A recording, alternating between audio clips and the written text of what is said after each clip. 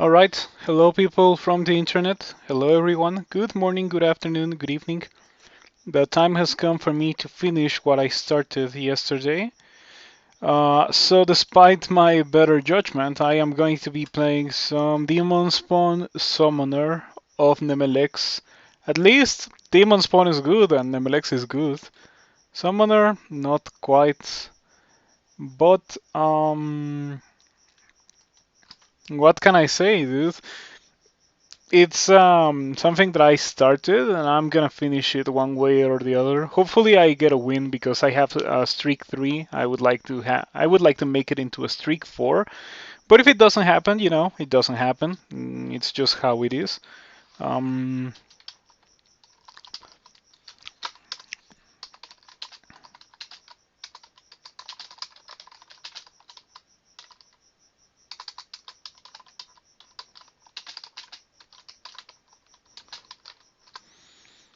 all right.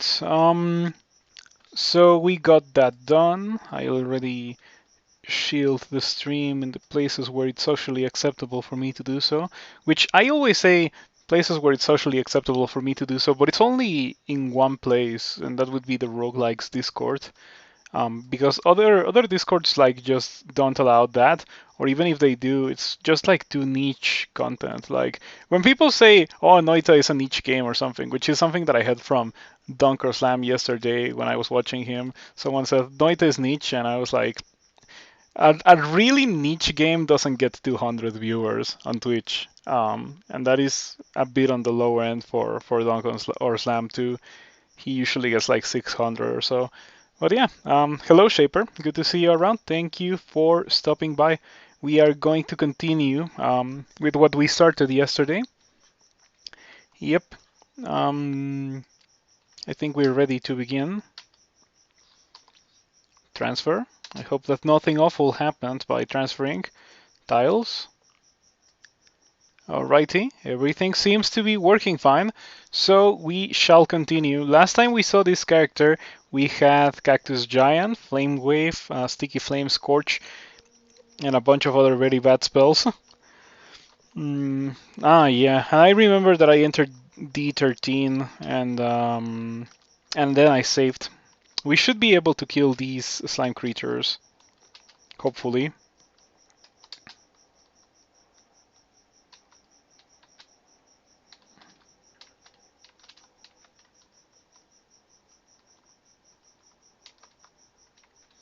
Okay, that's pretty good. Alright, that went quite well. Didn't take any damage. There's a trove of treasure. 5 scrolls of Fogu. I have 3. Maybe I will use it, but it is unlikely that I do so. Uruk might be up. I'm not sure. Yeah, at the very least, Uruk is not where I last saw her, so it is very likely that she is up. I don't know if I care about fighting her. Yeah, I think it's actually a bit too dangerous for me to attempt to do so, so maybe I shouldn't even try, and I should just leave the level. Mm.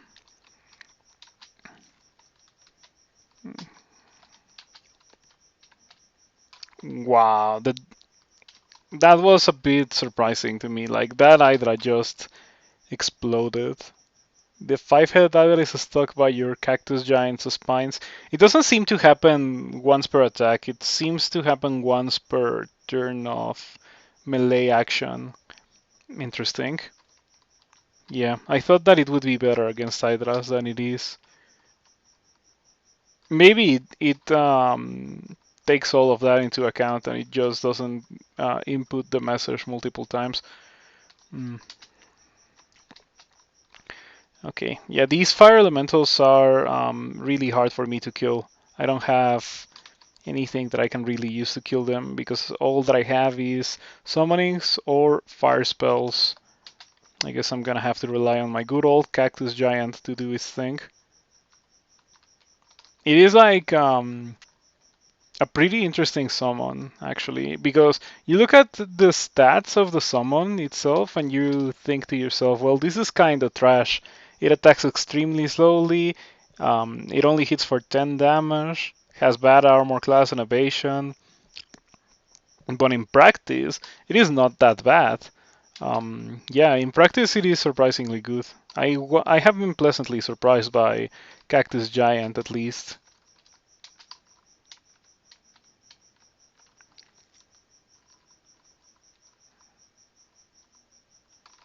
I wonder if they were taking retaliatory damage from the Cactus Giant. I'm not sure that they were because I didn't get to see the message, but maybe. I certainly hope that the spiny from the Cactus Giant is not something that the Cactus Giant has to consciously do every time.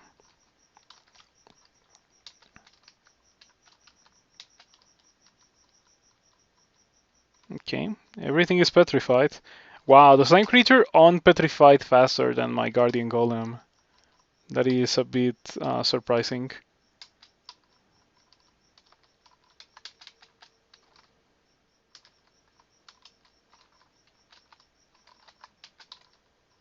Okay.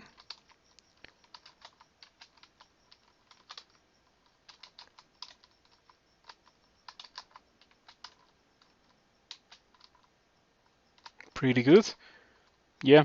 It turns out that even though it is not that strong of a monster, the Cactus Giant, having one at your disposal for 6 mana turns out to be a pretty strong effect. Yeah, I can't complain about it. Seems pretty good to me. I've been using it to kill skeletal warriors, as you see, and yeah, not a lot of monsters can kill skeletal warriors, and this Cactus Giant with a bit of Guardian Golem support has been doing the job quite well. Mm, ouch.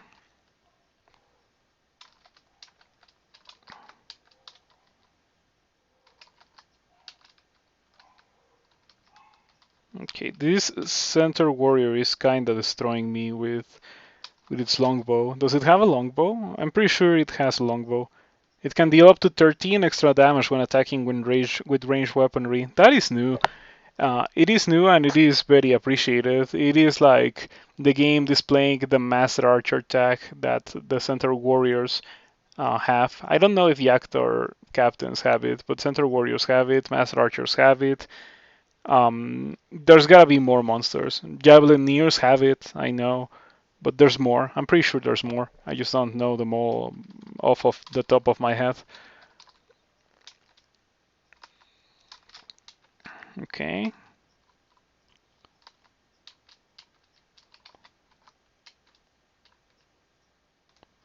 pretty good. All right, that went fine. Despite the fact that the Center Warrior just arrived and dealt a bunch of damage, we're doing quite well.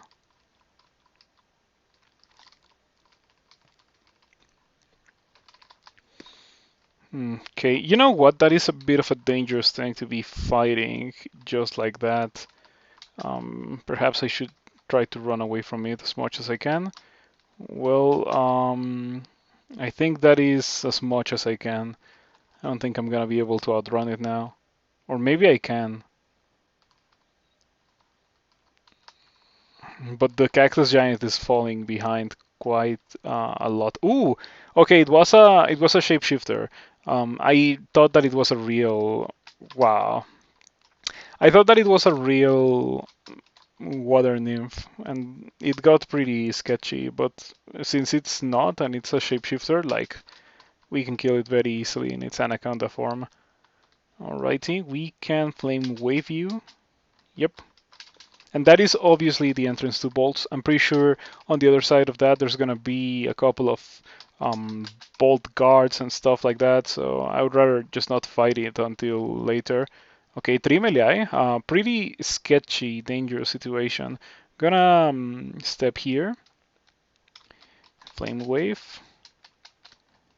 Pretty good. Flame wave doing wonders. Okay, more bands. I thought that maybe it would be a single center warrior, but it was not. A ring of ice, do I need that? I don't. I don't actually need it. I don't have a ring of cold resistance, but I do have a weapon of cold resistance. So it is pretty much like switching to that ring, except that I don't get weakness to fire. Mm,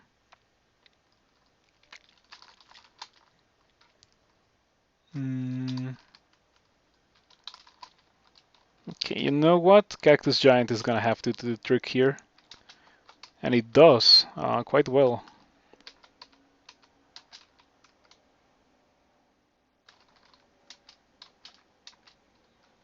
I am a bit surprised that the Boulder Beetle barely dealt any damage to me there. I thought that it was going to deal much more. So I was thinking about what else I could play in Crawl. Um, I was thinking about the newest updates, and I came to the conclusion that it would probably be a good idea for me to try to play a two-handed weapon character. Like I always trash them, but there have been changes to aptitudes above 20 skill or something along those lines, in the sense that they are now um, significantly cheaper to train for. So maybe I don't know. Maybe I'm missing out on.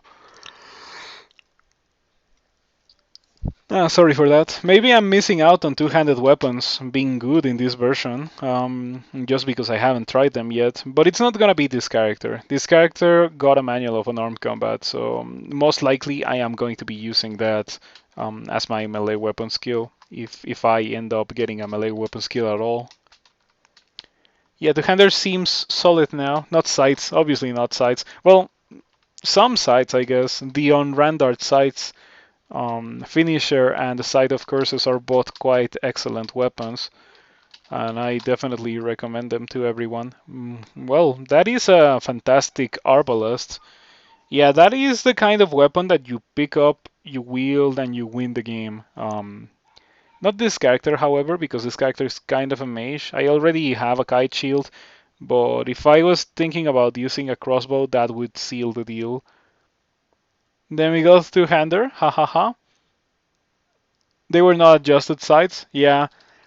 I mean, even even before the sight of curses and finisher, they were both pretty good weapons, but those are like the only sights that are usable. Any other sight, even if it's like well, maybe if you find a sight of speed somehow, but just that is like quite rare. So I would be surprised if you found one of those. That's a pretty good plate, but unfortunately it is +1. If it was like +10 or something, I would definitely use that for the rest of the game. Um, okay, it doesn't have fire resistance, so we can kill this human very quickly.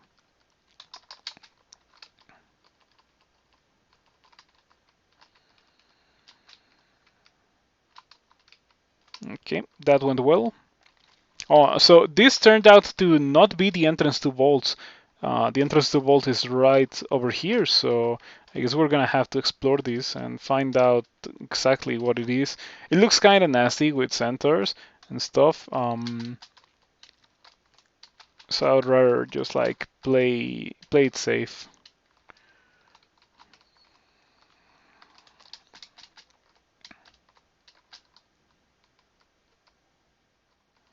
Okay, kind of low on mana. I'm gonna walk away for a bit. I'm using an amulet of mana regen, so I don't have to walk away for very long to get back enough mana to be a functional character. Oh wow, it went away. Okay, let's summon another one.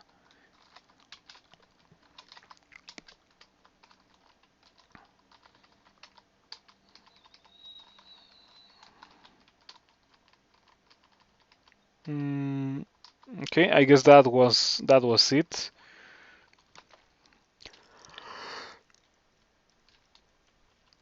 Or maybe not. I don't have magic mapping, so this could get kinda sketchy, especially considering that it is the final level of the dungeon, or I may immediately find a hatch upstairs. Might as well take it.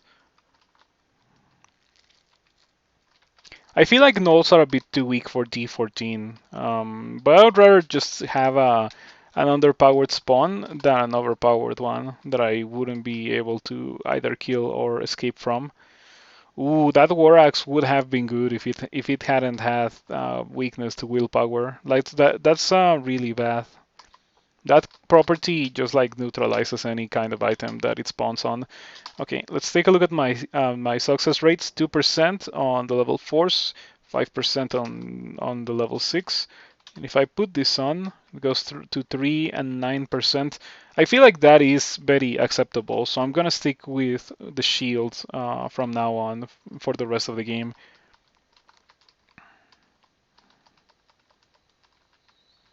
Mm,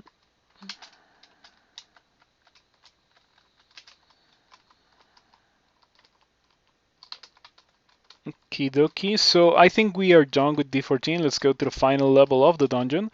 We have already cleared Orc and Lair, so the next step for this character would unfortunately be to do a room branch, and I am not too excited for doing a room branch with this character because I don't think it is powerful enough to do that kind of thing. I have been struggling for quite a while with this character. Ever since I started the stream again, it hasn't really been that bad. I have not gotten into a single situation that has been too tricky or that has had me worried about my survival. So that's pretty good. Okay. The Orc Knight got in a pretty solid hit in the first turn, but then it just didn't do it again. So that went well.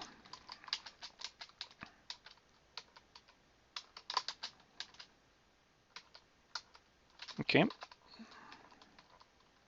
I wonder if those also have the Master Archer tag. The next time I see a Jackdaw, I'm gonna have to check it, but I don't think it does.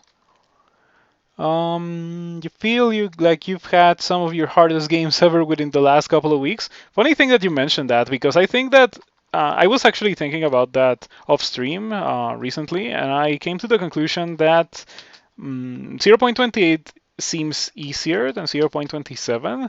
Maybe something changed that I haven't realized, but it definitely does feel easier to me. In 0.27, I didn't really have any real noticeable streaks.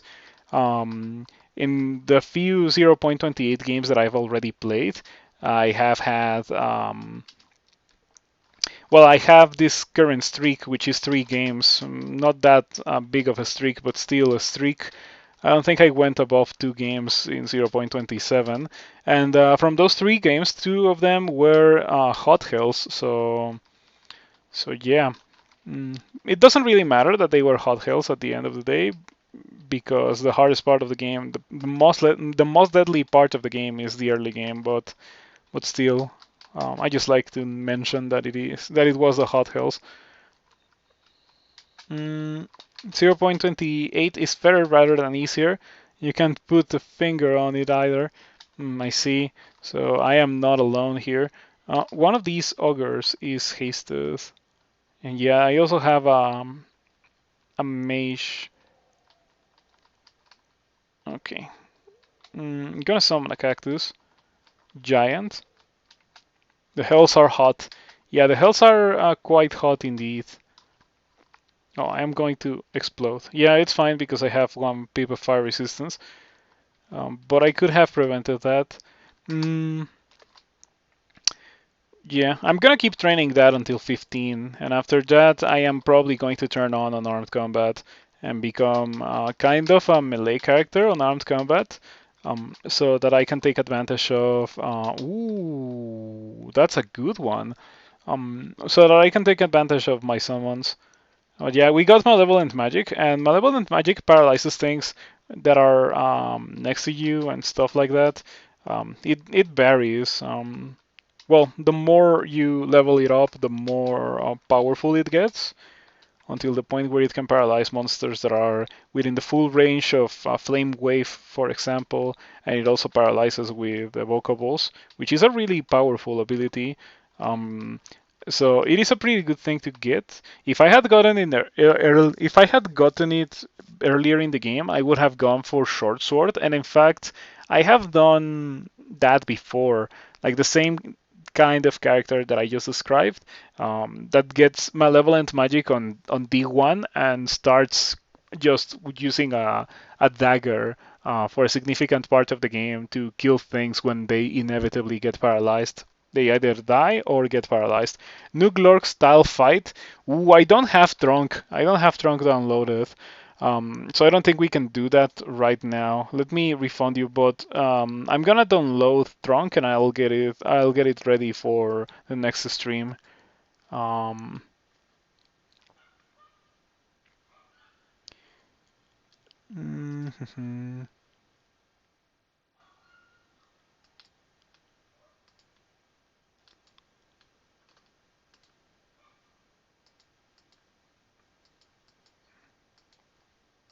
Alrighty, it is done, so we can continue now. No refund? Oh, don't worry about it. Like it really doesn't matter. Um, okay, well I tried to summon a cactus and instead of that I got a hostile nameless horror. These are pretty nasty. The ones that you get from Hell Effects are kind of trash, but these are a bit more scary. In fact, I don't know if Hell Effects can give you nameless horrors anymore. Maybe that was like a previous Hell's thing. But anyway, I'm gonna teleport because I have 3 mana. If I had a bit more mana, maybe I would try to summon another cactus. Um, but since the ugly thing is red and I'm not gonna have any more mana because of the nameless horror, might as well just bail. Okay, and would be a good time for me to teleport.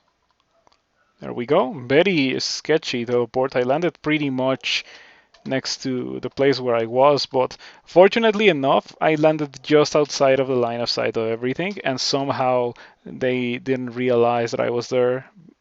And I say somehow because I have 0 stealth. Well, 1.7. What I start the game with, I am not very used to getting stealth. Recently, I've gotten stealth, and I have found it to be a pretty decent thing to get.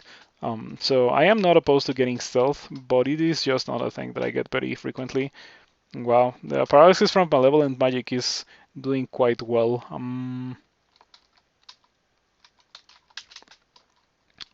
Maybe I should get irradiate.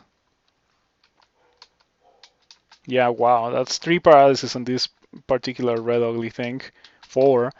Okay, it's pretty good. It's such a good mutation. I'm very glad that I got it, being a spellcaster. Mm. Yeah, I wanted to start stream earlier, but I was writing some emails. Recently, I got a couple of job offers, and I was thinking about what they were offering me, and I decided that it was not something that I would find acceptable. I had one job that was paying barely more than my last job. In fact, it was paying less than my last job now that I think about it. It was paying less, and it was asking me to work 60 hours a week when my previous job asked me for only 40. So it was pretty insane. And when the recruiter said that they wanted me to work 60 hours a week, like I immediately checked out of that. But I kept talking with the recruiter, maybe hoping that we could lower that amount of hours worked per week. But something made me think that it was not going to happen. Yeah, that was like absolutely unacceptable. Um, and I do not regret like just rejecting that offer. Um, it was also a help desk job, so it would ask me to do something that I really dislike doing, which is answering the phone. And I like helping people. I like doing that quite a lot, actually. But I do not like helping people through the phone. I feel like when I am streaming, I am helping people. And the people are not like next to me, obviously, because they're watching me stream. But I am, I don't know, like it's on my own terms. Like what I do is what I do, and there's always alternatives for people that don't like what I do. And I feel like when I am working a job like that, there's no alternatives for people. And I just have to do the thing, even if I can't do it for one reason or another, which has been a thing that has happened to me in the past. And yeah, that kind of thing is kind of like not my thing by any means. So I really would prefer not to work a job that requires me to answer the phone in the future. Yep. Fingers crossed for that not having to be a thing. I mean, I guess I can do it, but I definitely would prefer not having to do it. Um, wow. Okay, it got one shot by the Cactus Giant. Let me summon a Guardian Golem, because I'm pretty sure if I don't summon a Guardian Golem, the Atin is just gonna one-shot my Cactus Giant friend. And yeah, the Atin in a single turn almost killed the two of them. That is impressive. Okay. I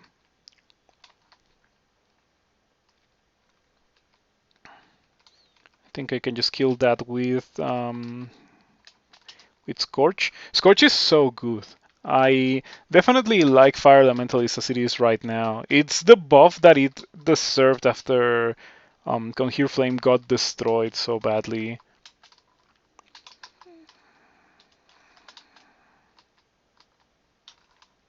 Okay, this D15 is being kind of annoying.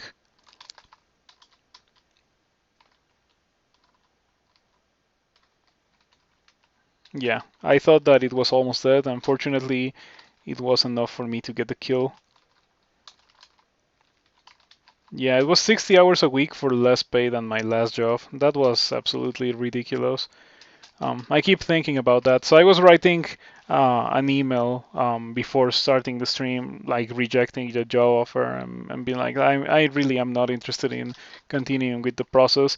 And then after sending that email, I actually emailed a different business that is also looking for people. It's a local business, kind of a large one that has its offices close to my house. So it would be like fast for me to get to the office and then fast for me to get back home.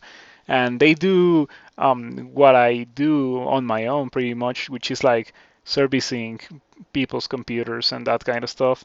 And they also do things for enterprises and big companies, like buying computer systems for them and that kind of stuff. So I can also do that. I hope that I hear back from them. Yeah, that one is much more exciting to me than the one that I just rejected. But yeah, let us continue. Mm, so we're already done with D15. We are already done with Orc and with Lair. So room branch it is. I have Swamp and I have Snake. I have fire. I have poison resistance. I got it recently because I wore the kite shield. I acquired it early, and it is a kite shield of poison resistance. I guess I also have that leather armor of poison resistance. Maybe that could be upgraded into being something else. Um, let's see if we have throw leather armor. We do. It is we lose 2 armor class, and I think we lose 1 evasion or something along those lines. Maybe we don't.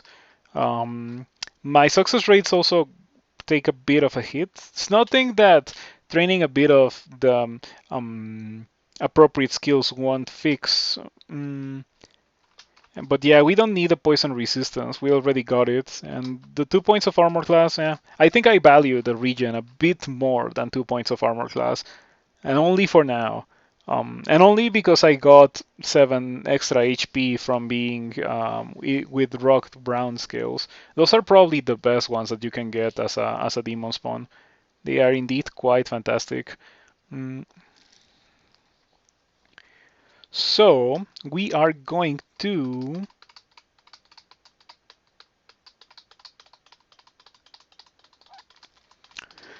swamp or snake. Let's try snake. If things get pretty bad in snake, we can always go to swamp. Okay, first thing we find is a Nagamage. Oh, and a Shock Serpent. I don't have resistance to electricity. I need to put on this ring to get that. I think it would be a good idea for me to do so right about now. So there we are. Gonna try to get paralysis on the Shock Serpent. Okay, never mind. Did they get nerfed? Because look at my HP. I'm at full HP. I'm at full HP after fighting a shock serpent. That is not a thing that happens very frequently, especially in older versions. Maybe they got nerfed. And if they got nerfed, rightfully so, because they were ridiculous for a long time.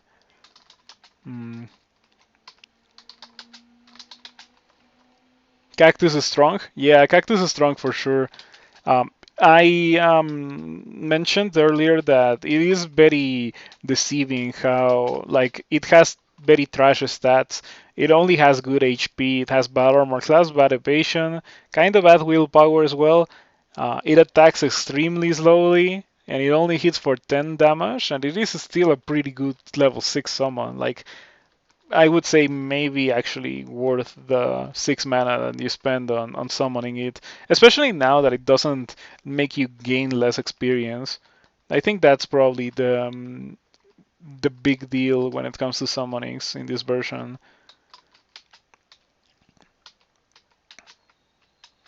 Okay, I would appreciate it if you died faster. Like those Naga warriors are so tanky. I guess I was trying to kill it with Sticky Flame, but still. Mm, oh, okay, I gotta work.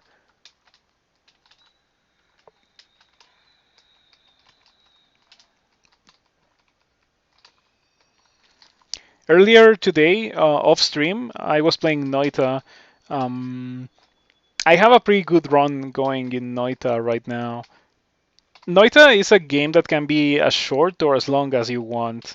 It is very weird in that regard. Um, it is like, mm, how could I put it? Hey, hello, Brain. Thank you for stopping by. Good to see you around and enjoy the lurk. Mm. It is like it has its own version of 3 runes, which is like a very short, very concise game. But depending on what you get on those 3 runes in Noita Talk, you can expand on that and turn into a very powerful character that can do so much more. And there is a lot of content in Noita apart from the first core experience, which is what the new players get immediately exposed to whenever they first launched Noita. If you have never tried Noita, you should consider checking it out. Um, yeah, it is a pretty interesting game, even though it has some weaknesses. And talking about weaknesses, I am terrified of these Naga sharpshooters because they can just ignore the Cactus Giant and shoot me, and that is really bad. I think I'm just gonna lure them away or like walk away from them. All right. Hmm. Oh, shoutouts to Regen, by the way. It lets me flee and be back at full HP real quick. Your laptop is too bad for Noita.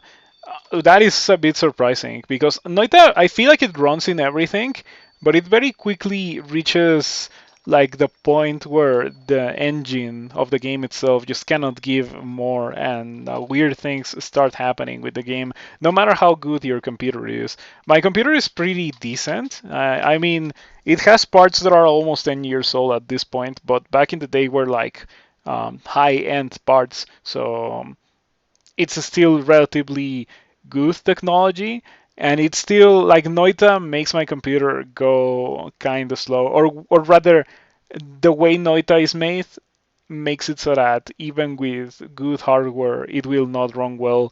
Um, it is not an issue of optimization, I think. It is because the game is that CPU demanding. And it is single core because it is a 32-bit program. If it was a 64-bit, it could be a bit better in that regard, I think. Yeah, it could also use multi-threading if it could. I would like to see a Noita version that is like 64-bit and multi-threaded. Um, but yeah, I am running into issues killing these things, especially the salamanders, because they are immune to fire.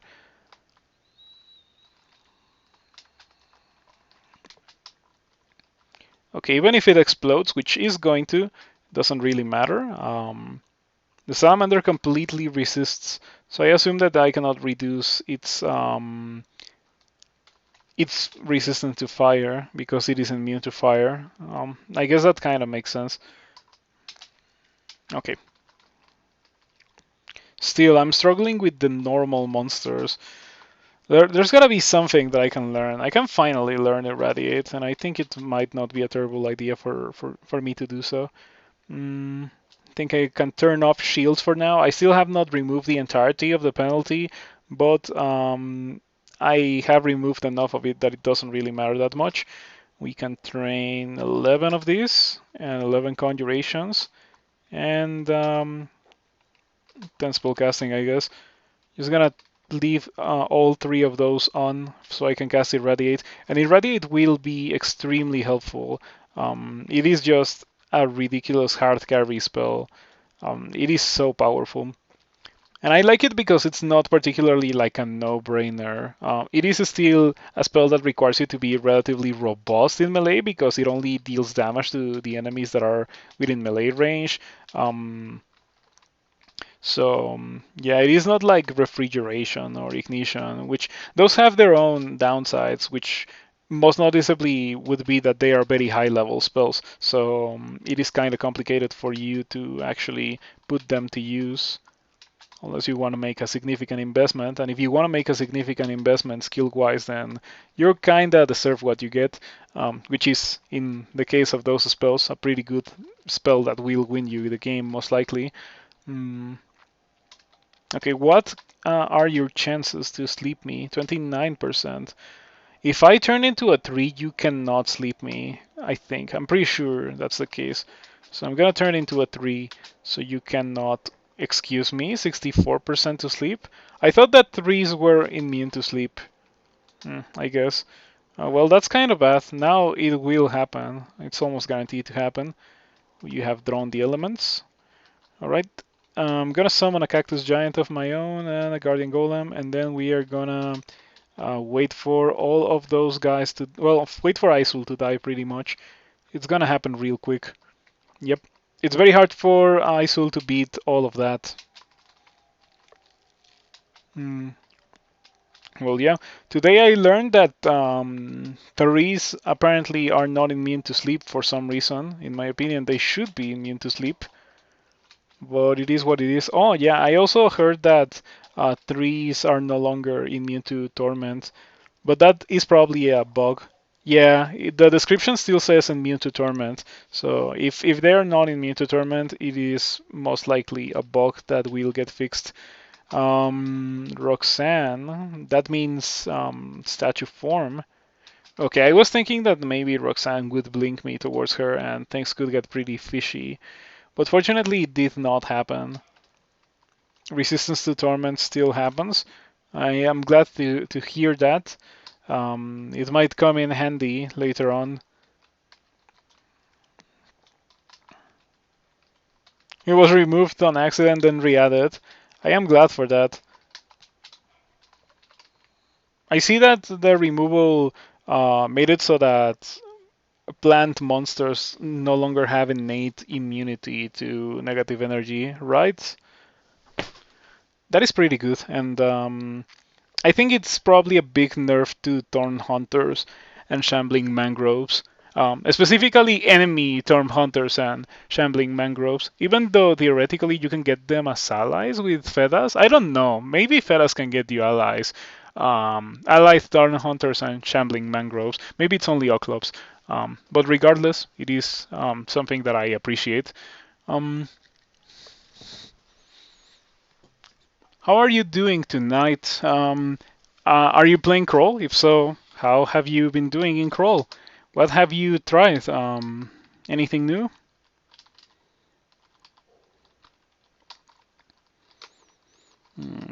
Okay. The Nagas with the salamanders, like the combination of the two of them, is very awkward because the salamanders, all of them are immune to fire. And it just so happens that the way that I'm killing things is Flame Wave. So when we have a monster that is immune to the way that I am killing things, things can get pretty awkward. I guess I always have them Alex if I really want to kill things, regardless of what they are resistant or immune to.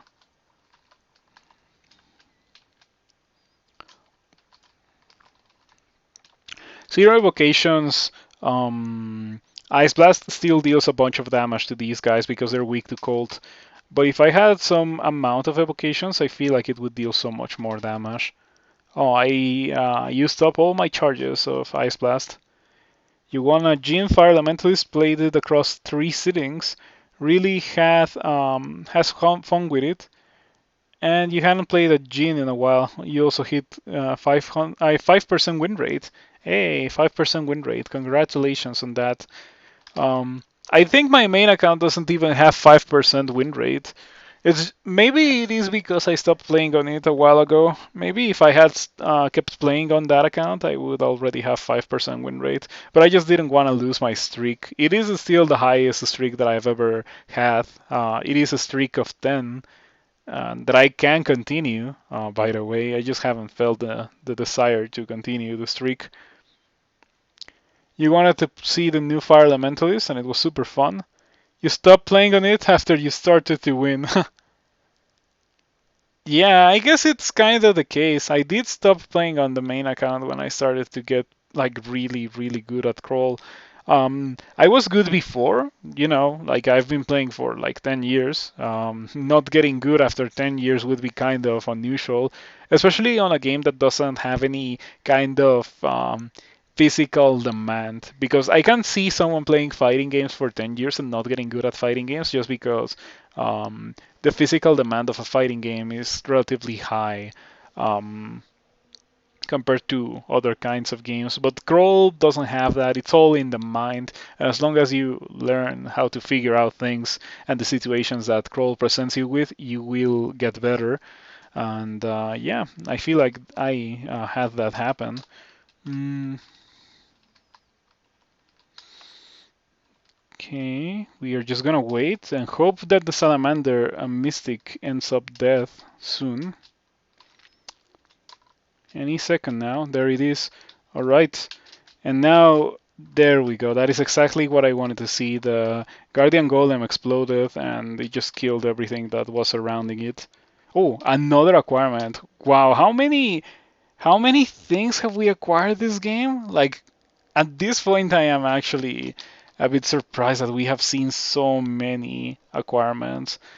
I am tempted to get the Book of Spatial Translocations.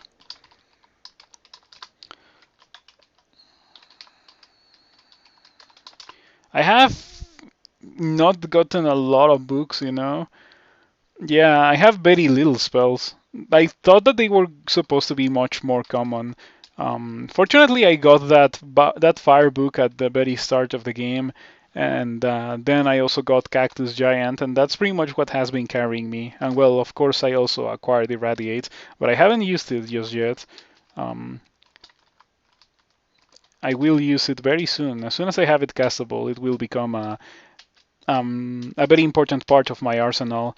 And soon I should also go back to training invocations, I think.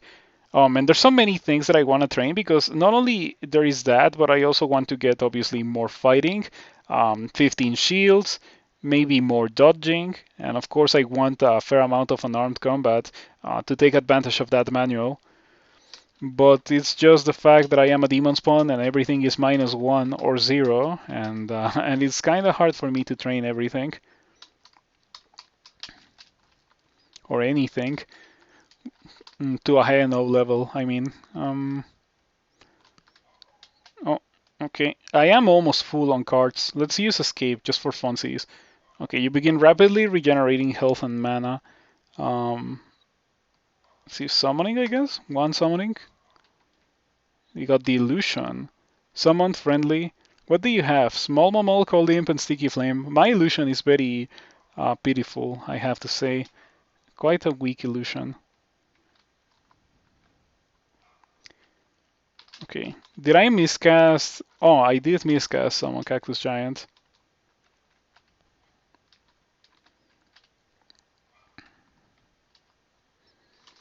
Hmm. I wish I had Inner Flame. I feel like Inner Flame would be pretty good for this character. Yeah, just Inner Flame monsters and or like Inner Flame either your enemies or your summons and then have them explode. I don't know if when you Inner Flame a summon it becomes hostile. I actually have no idea because I barely play with summons, but I would have found out in this game if I had gotten it early enough. Um,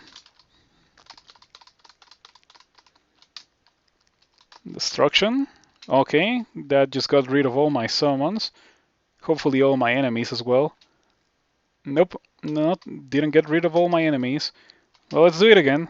We got the orb. Yep, that's kind of what I was expecting.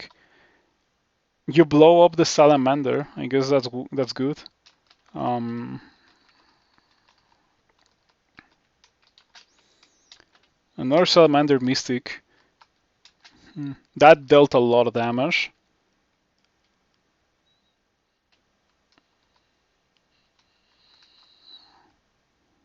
Okay, yeah, that's not gonna cut it. Hey, I love getting Storm card. Storm card is amazing. It pretty much kills everything. But I would like to have more power on it.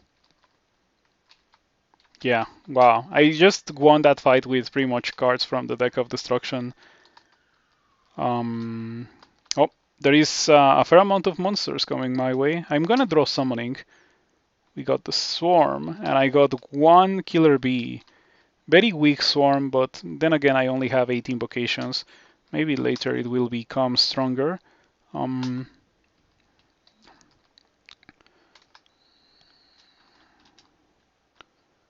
okay.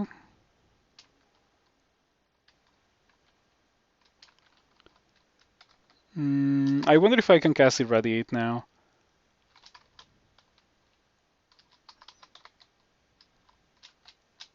Yeah, I can kinda cast Irradiate, but it's probably not a good idea for me to do it.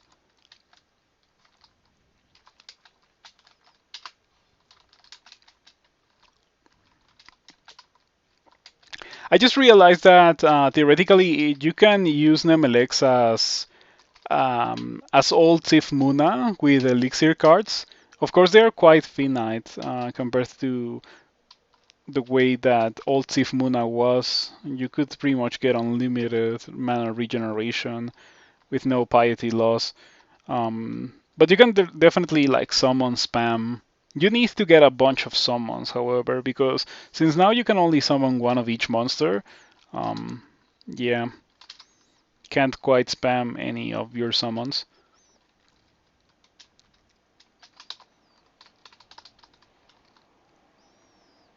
If you have never gotten a win with Nemelex, you should consider giving it a try because I think Nemelex is really undervalued by a lot of the Kroll population and it is so powerful. Like it is really, really strong. Not only offensively but also defensively. It's like a very nice balance of offensive options that you have between destruction and summoning, and defensive options that you have between escape and summoning. You had a very hard time with Nemelex. Have you still not gotten a win with Nemelex? Oh, never gone with it. I see. Yeah, you should try Demon Spawn. Like I think this character has only gotten as far as it has gotten because of well, mainly the Book of Fire that I found, and then Nemelex. And then the Cactus Giant. I have to give credit where credit is due. But I think Nemelex has played a significant part in this character not dying. Tons of high level Nem characters, but all fail. That's pretty interesting because you're getting past the hard part of the game, which is the early game. What is actually giving you trouble when it comes to winning with an MLX character? Yeah, I feel like when you get to the end game, it's really not an issue with the goth. You might be doing something funny. Let's try again. Oh, I probably should have focused on the tyrant. Oh, it got paralyzed. Let's go. You think you try to use an MLX as a defensive god rather than offensive? Hmm. No, you have to be proactive with MLX. Like use those cards of destruction and those cards of summoning. Um, Use them when the time comes where you have to use them, and MLX will just recharge them for you in the downtime. I think I can see why that would be an issue, because like playing proactively takes a bit of like future sight. You need to think, this fight is not gonna go well if I don't do this or this or this. So let's do this so the fight doesn't go bad. If you fight and the fight goes bad, Nemelex doesn't really do a lot unless you happen to have a stack with double elixir and tomb, which I do have. But yeah, that's kind of the only way in which you can play Nemelex reactively, because if you try to rely on the deck of escape to save yourself, like it doesn't work like that. In fact, the name deck of escape is a bit misleading, and maybe it should be changed, because like when I think escape, I think reactive, and it is not reactive. Maybe sometimes you get like elixir card, and that is a pretty nice thing to get. Definitely pretty good in a reactive situation, but most of the other cards from the deck are very proactive. Um, so yeah, we are gonna keep drawing destruction. We got the Rangers. Tomb killed a high level character once. You got the Tomb card. How did you die if you get the Tomb card? Because the point of the Tomb card is to not die. Like it just um, walls you. Like you know, you know how it works. Just surrounds you with walls, which is kind of the ultimate safety if you think about it. Since you absolutely can't see any monsters if you're surrounded by walls. Oh, you were trying to run away and you got trapped in with an enemy that was next to you. I see. That is indeed pretty bad. And that almost happened to me with Jean a couple of months ago. When I played my Jean of Nem win, um, I drew a Tomb card and it also like pretty much blocked me. But I survived. I think I used Death's Door and I read Teleport in Sot, and I managed to not die in that situation. It got super sketchy. I should have made a highlight or a clip of that because it was quite a lucky situation that I survived. Mm,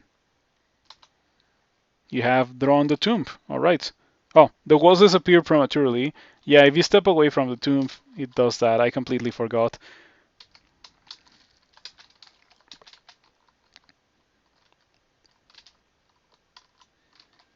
Mm,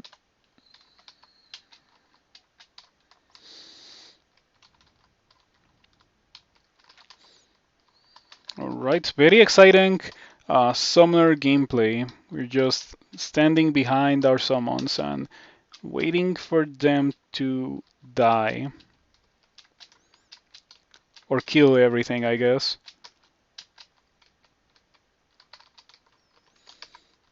11% irradiate. We're getting very close to having it as an available option. In fact, if I did this and just left it on for like a floor, I think I would already have irradiate castable by the final level of Snake.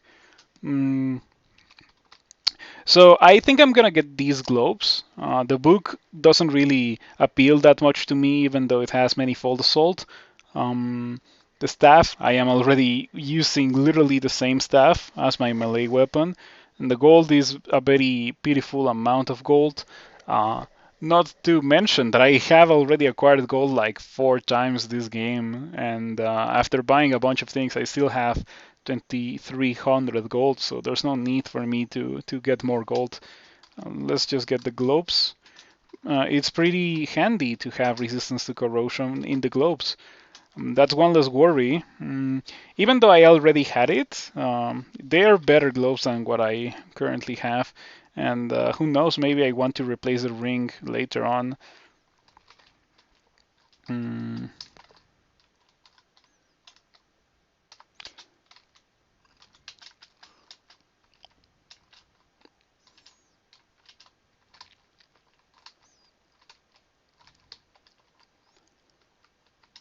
Yeah. Here's something for you that you may have already realized. The more I do this while I'm playing a character, the weaker the character is. Because the more I check my skills, the more I want them to actively be good already, and they are not good at the moment. And I don't know if that was because I like made some mistakes when choosing what to train, or if it's because I am a demon spawn, or because I decided to try to go for summonings and then I didn't go for melee to support my summonings. Um, yeah, overall I would still say that summoners and summonings are not changed in my opinion. Well, changed a bit because they used to be really bad with the hub experience gain, and now they are kind of usable. But they're still like a secondary skill that you get to complement other things that you're already doing, not as a main hard carry skill. Pretty much the same thing that I think about. What is it called? Stabbing and stealth and hexes. Not something that can be a hard carry skill. Summoning definitely fits into that category. Um, so yeah, if any of you guys have played the new summoners with like no experience loss and has a different opinion, please like let me know about it. I definitely want to hear more from the community to know what they think in regards to summoners. I definitely am not convinced. And in the future, I'm gonna try to like actively try to not be a summoner. Maybe I will try to get summons if I am a relatively strong melee character that can feasibly hybridize. But that is just unlikely. It is not something that I'm gonna go with every character. It needs to be like maybe a very specific character or like a subscriber request, something along those lines for me to want to do it. Okay. I have to say that when you're running out of mana or when you're running rather low on mana, being able to summon something that has such high value for your mana as a summon is a very nice thing. You can cast it and you can be sure that that single level 6 spell is gonna kill like maybe 2 or 3 enemies. That is quite fantastic. Irradiate 9%, we are almost there. Yeah, at this point I would already consider it to be castable.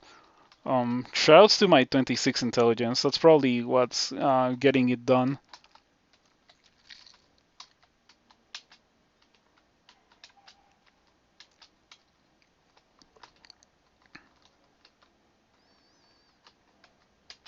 Okay. I see 2 shops here. I'm kind of excited for that. Ooh, Guardian Spirit, Cold Resistance, 8 Strength, -4 Intelligence. It was so close to being so good. It was like close enough to be good enough for me to want to take off my current ring, or my current amulet rather, and that is like a high ordeal because I don't like Guardian Spirit that much, especially on a character that is using mana intensively. But alas, the -4 intelligence makes me not want to take off my current amulet of mana regen. If you think about it, it's like the opposite of mana regen to have Guardian Spirit. It is good, but it really like goes against the objective of using a mana regen. Mm. Unless you can somehow get the mana regen property from somewhere else. Then that ring with 4 evasion and stealth, it is okay, I guess. Not something that I am too excited for. I could also get the ring of protection from cold here because I don't have one. In fact, you can see that it is unidentified. But do I need it? I have a weapon that I can switch into that has cold resistance, so I think I don't need it. Oh, smelly plate. I am going to get it just because I have a lot of money, out of curiosity. It is decent, but it's not good enough for what I currently am doing. I would definitely use that earlier in the game, with a specifically with a character like this one. Now that I think about it, like a summoner, that goes into melee could definitely use some mana with an Amulet of Guardian Spirit. Yeah, it's just a very different character than the one that I ended up building, but equally valid nonetheless.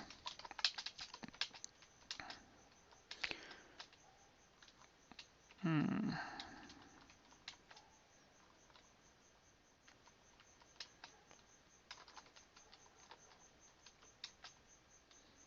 Okay. I think the correct play might be to wait for it.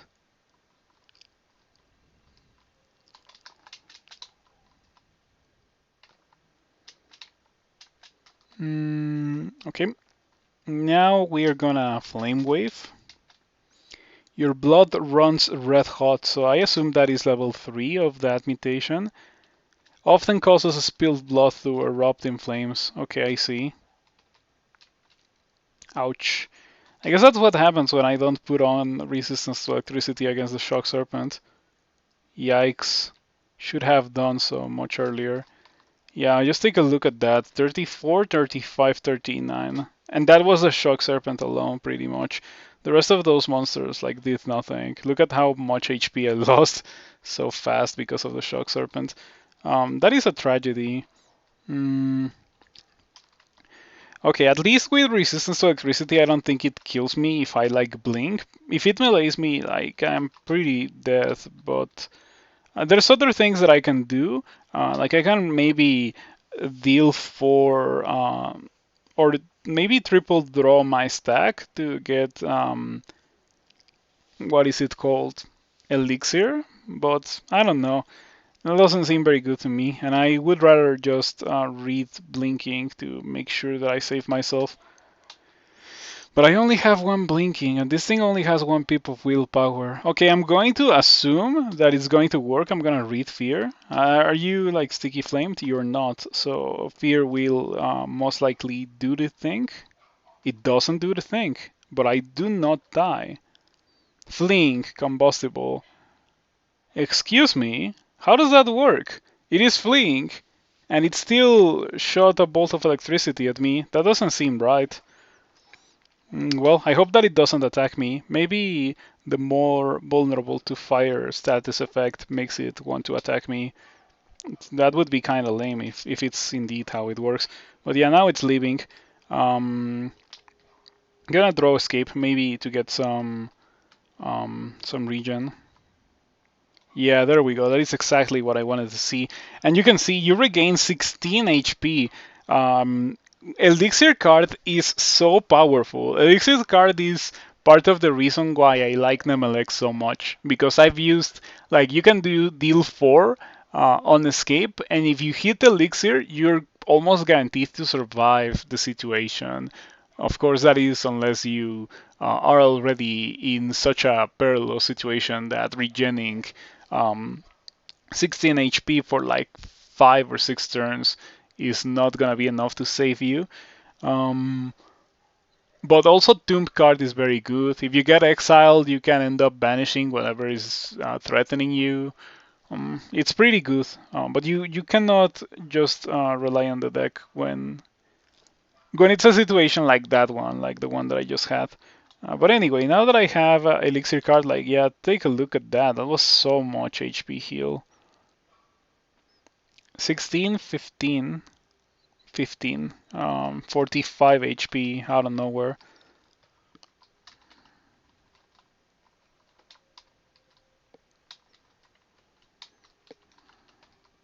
Okay, I'm gonna wait for the. Okay, I was thinking that maybe it would come back, that Shock Serpent. It didn't. I'm still worrying the resistance to electricity. I really cannot underestimate them. It's truly a shame that they are so volatile enemies. Sometimes they don't do anything, and sometimes they destroy you. But anyway, we managed to survive that situation without having to use my last scroll blinking. Pretty good. I wouldn't have been surprised if I had died there, especially when it hit me and put me at like 12 HP after I read Fear. That was pretty sketchy. Okay, I'm gonna buy this one. But that's about it. I don't need any of the other ones. I have 7 teleport, so yeah. And I have a trove that asks me for 5 scrolls of Ogu.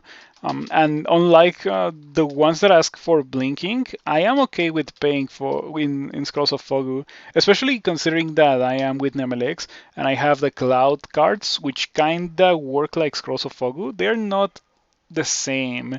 In fact, I would say that they are worse because the clouds get centered on the monsters. So there's a very decent chance for them not doing anything, but the more you train invocations, the more reliable they get. Still not very reliable, I have to say. Mm,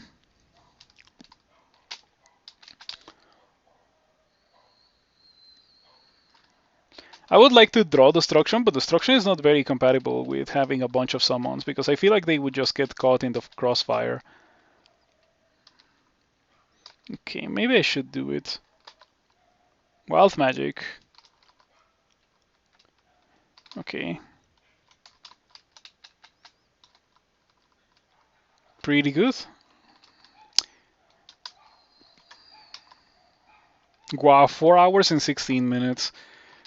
Man, the difference between this character and most of my other characters is so noticeable. Like, this character is so much slower.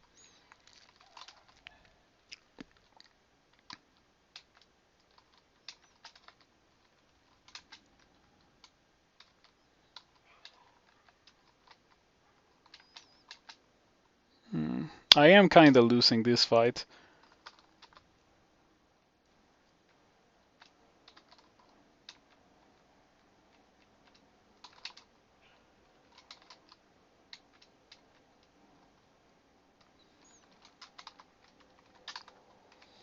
I also haven't gotten or learned Lightning Spire. Maybe I should. But I haven't gotten it because the placement of the Lightning Spire is random. I don't like that much. Yeah, I never used all Lightning Spire. People said all the time that it was amazing, but I never really gave it too much of my time because it was a summon at the end of the day.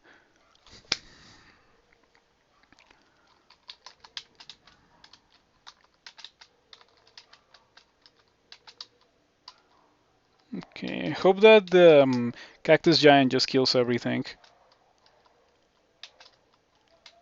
Yeah, I mean, it's pretty decent when you support it with Guardian Golem. Cactus Giant plus Guardian Golem is kinda like the Toxic Radiance plus Ignite Poison of the summoning world. You start with one of those, and you don't start with the other one, and the two of them combined turn out to be really strong. I would say that it still pales in comparison to Toxic Radiance and Ignite Poison, because the combination of those two spells just like destroys the entirety of the screen, and Cactus Giant and Guardian Golem doesn't quite do the same thing. It maybe kills one monster per turn if you get lucky.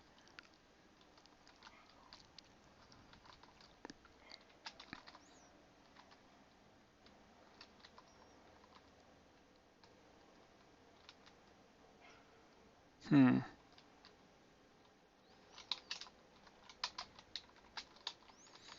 Yeah, the monsters that are immune to fire are really annoying to deal with.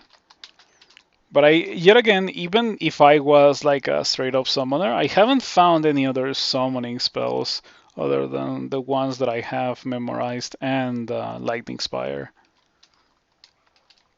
Maybe Lightning Spire would be good for my character. Maybe I really should learn it.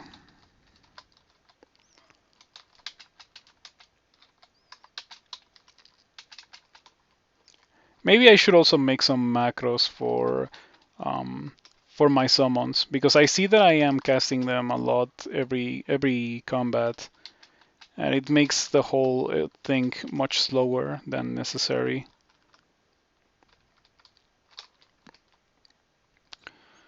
I'm gonna buy the enchant armor because why not?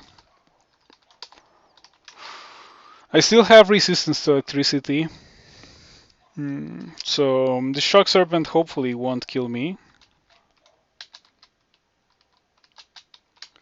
You never know when it comes to shock serpents and spark wasps. They are quite volatile enemies. Hey, we got a bookshop. Mm. Summon Hydra and summon Forest could be alluring to my character. Um, I don't care about that. Mm, Fireball is pretty good. Malign Gateway is a hard carry spell, so I am very likely going to buy that. Let me put it on my wish list. Or I guess I can just buy it immediately. I have the money to do so. But let's keep examining these books. I don't care about that. I don't care about that. Yeah, Eldritch Tentacle just wins you the game. It is ridiculously strong. There's Dragon Form if I want to go for like Dragon Form unarmed combat. That is also a hard carry combination. And there's a Book of the Spheres, which Fireball and Orb of Destruction. Maybe I'm gonna get that. It's very expensive though. Summon Forest, summon Mana Viper, and summon Cactus Giant. Maybe I'm gonna buy these two books. Like,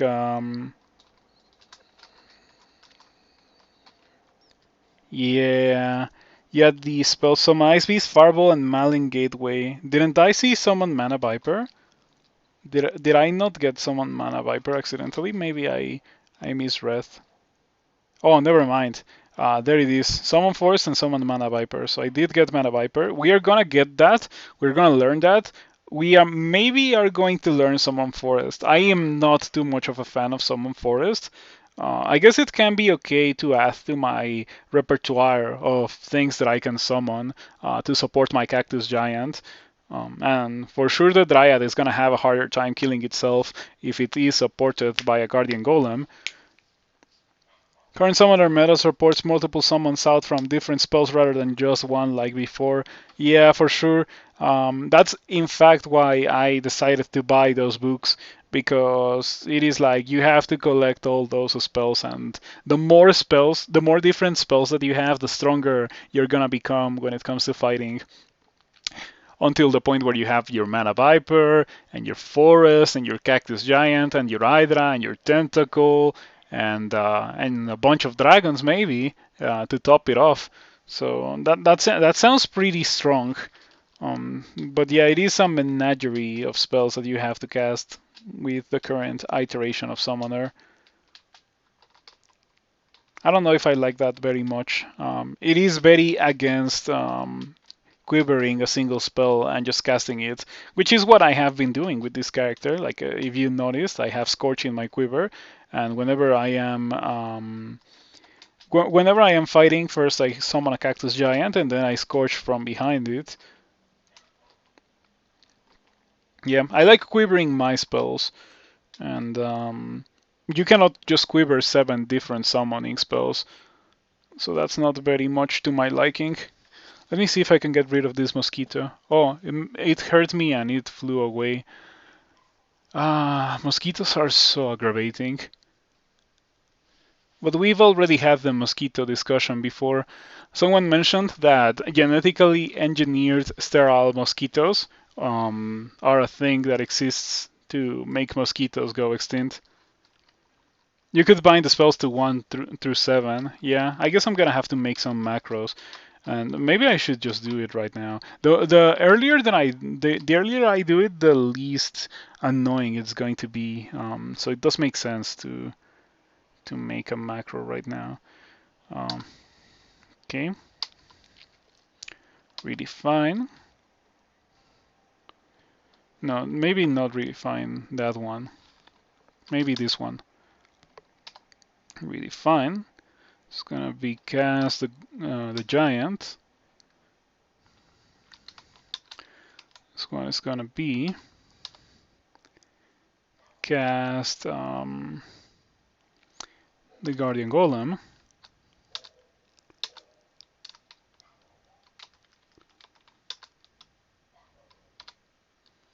This one's gonna be cast. Whatever I put on L, it's probably gonna be Hydras or Eldritch. No, it's not gonna be Eldritch Tentacle. It's gonna be. Let's see what I learned. Yeah, it's gonna be Mana Viper or Forest.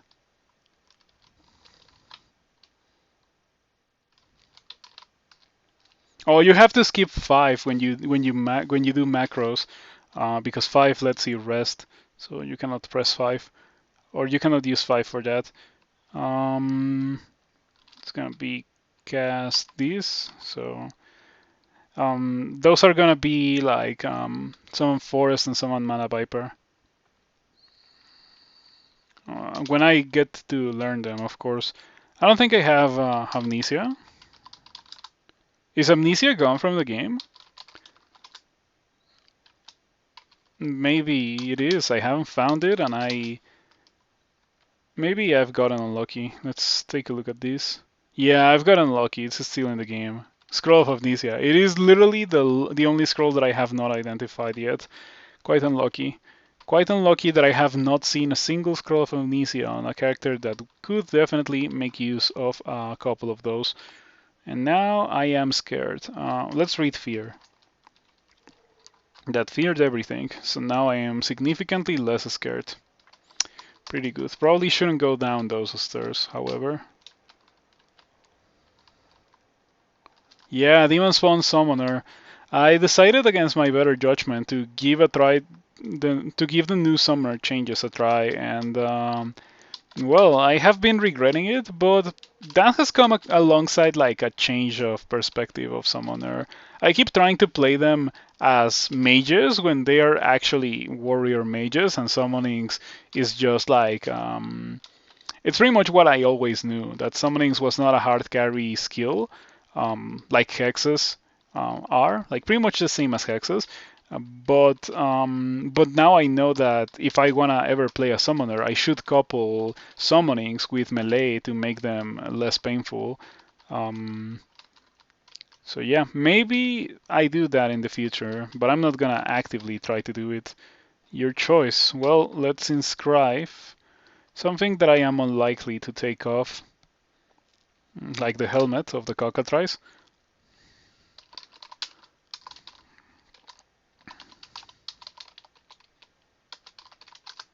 There we go.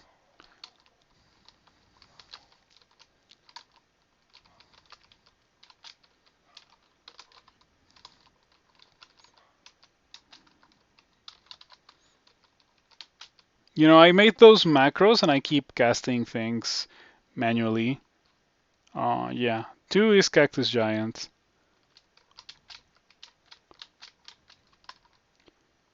No need for Twitch lol. You're not streaming. Oh yeah, I know, but you may stream at some point in the future. So people who see the log will be like, oh, twitch.tv /star polemic. Let's check that out, and they will see your channel. That's kind of why I did that, and that's why I inscribe my own channel in my items. Sometimes I often forget about it.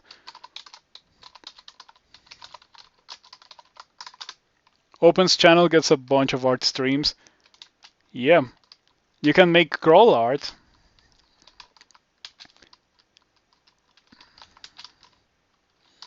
Okay, it's gonna explode.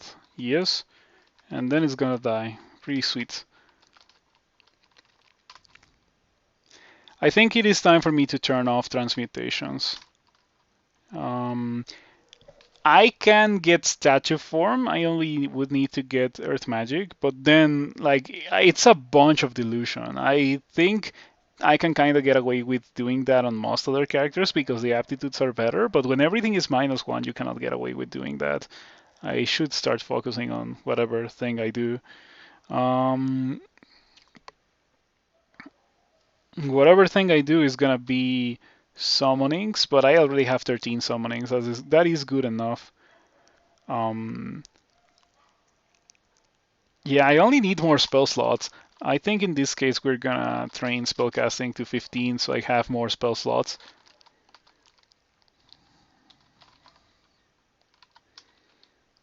Mm, Yeah, I guess I'm just gonna tank for the... Why are you not dying? You have a two-handed weapon. Please get killed by the Cactus Giant. Wow, okay. The Cactus Giant just like did nothing there. That was very underwhelming. Well, I guess it was also not getting hit by the Salamander. Yeah, it is very noticeable when a monster is hitting the Cactus Giant and when a monster is not doing that. That feels to me like it could be Bashnia's band, and that makes me a bit scared. Yeah, I saw two Naga sharpshooters, and I immediately thought that it could be Bashnia's band.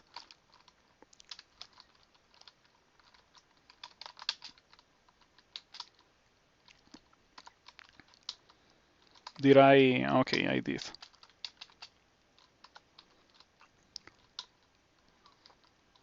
Yeah, that Cactus Giant is gonna have to carry until I get like Summon Forest and the other spells that I want to get, that I just found finally after so long.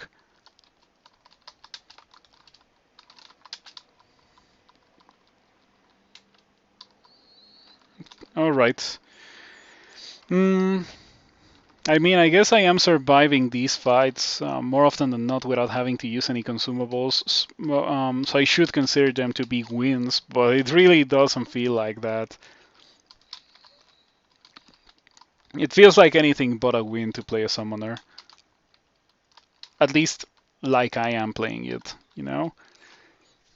Why statue form when you have army of summons? Yeah, because there's like the alternative is training unarmed combat because I have a huge manual of unarmed combat right there that I got it super early into the game and I haven't really trained for it.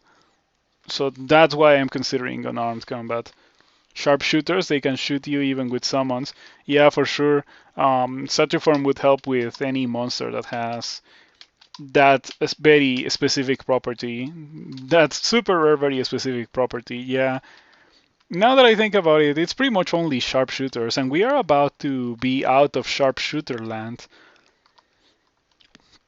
So fingers crossed for me not needing to get that at all. Cactus Giant plus Blaze Blood. Blaze Blood, I guess. Yeah. Does it make the monsters bleed? Well, I guess it's not attacking the Cactus Giant. Yeah, oh, these guys are master archers. Yeah, it can deal up to 12 extra damage when attacking with ranged weaponry. I definitely like that line of text that we got here. Can you see it in tiles? Yeah, you can. It's placing flame clouds on something. It seems to be very good. Um,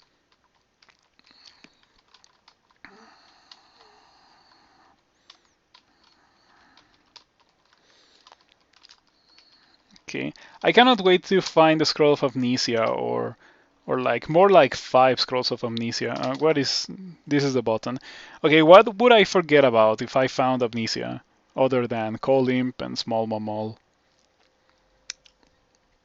I really don't know. I feel like I'm using Sticky Flame, Flame Wave, Irradiate, maybe the doggies as well. I would forget about them. I'm not too excited about them. And if it comes to fighting invisible enemies, I can always use Sticky Flame to reveal them. Flame Wave anti-synergy with summons for sure. I definitely have felt that before with this character, so that is a good spell to Amnesia if I'm gonna go hard on the summons. Maybe I will Amnesia that spell, and I will keep Sticky Flame. That is quite probably Saint Roca's band, because why else would there be orcs, regular orcs in Snake 4? And if it is Saint Roca, I have no idea how to deal with that, because it's just gonna smite me and smite me and smite me, and I am going to die. Irradiate will suffice for sure. So whenever I find a scroll of amnesia, if I ever find one, if they are not removed, um, I will probably Amnesia Flame Wave. That will get me the most spell levels back. Oh, I have 5 available. I can now get Summon Mana Viper. I can also get Fireball. I can also get Summon Forest, but I am a bit leaning against Summon Forest because I do not have the ability to cast it immediately, while I can cast Mana Viper and Fireball immediately. So I'm gonna get Mana Viper.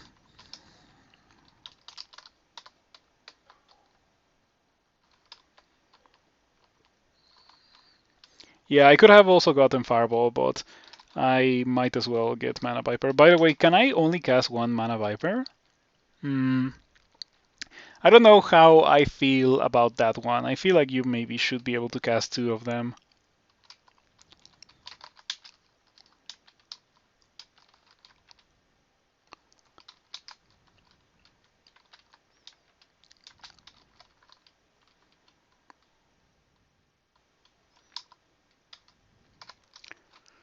Mana Viper good for very long time, for sure. It is, like, at this point in the game, biting for 23 and being fast is good. It is not amazing, but it is good, especially when it is, like, reusable. And later on, the damage falls off, but the anti-magic becomes more and more relevant. So it is a spell that becomes useful for the entirety of the game, and I like it quite a bit because of that. Mm.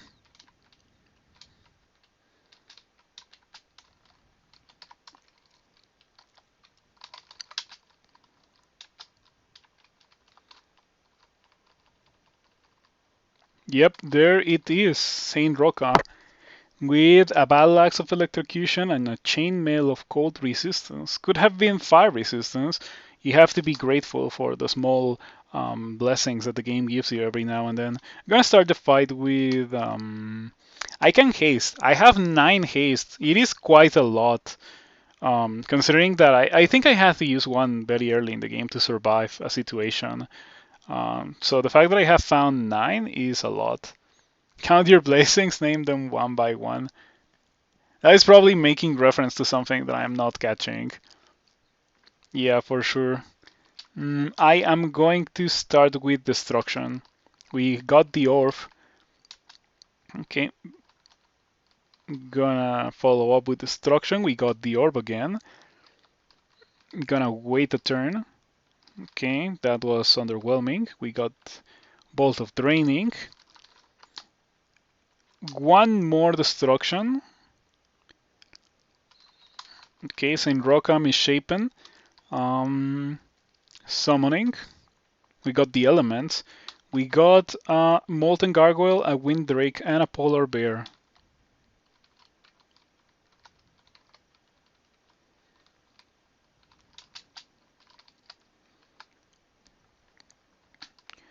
Okay, and now I'm gonna spam Scorch. Hey, there we go. Look at that. That went pretty well. I think the fact that it had cleaving worked against Saint Roca. Yeah, because it was hitting the Cactus Giant, and the Cactus Giant was in turn dealing a lot of damage back.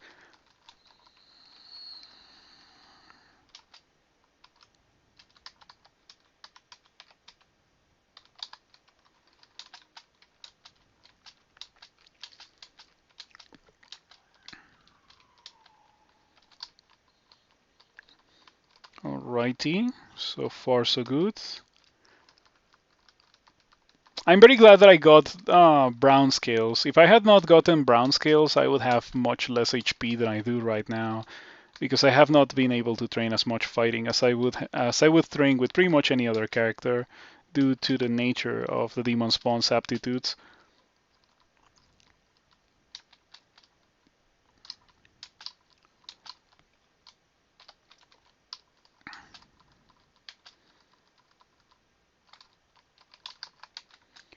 You gotta run. This is looking fun. Good luck with this one. Hey, thank you for stopping by. It's good to see you around on a live stream, and thank you for the continued support. I hope you have a nice rest of your night. And a nice weekend as well. Would you go melee or spells with a Draconian Cinder Acolyte? Spells. Well, I say spells, but what I really mean is that I would be very happy if I found an early game book that would allow me to go spells. But if that was not an option, I would go for melee because at that point I wouldn't really have any other options. But if given the choice, I would go spells anytime. Draconians don't get armor, and that means that they don't have that much armor class to be able to play melee. I feel like my mage draconians have historically been much more successful than the melee draconians. Mm. Oh, it's this ending. Oh, this ending has a bunch of salamanders. One ending nowadays doesn't have a bunch of salamanders, to be completely fair. Maybe I want to get a second source of fire resistance to do this.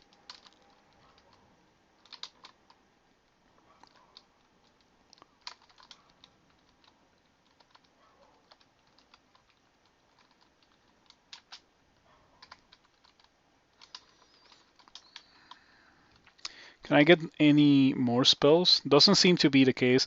But next on our list is gonna be Summon Forest.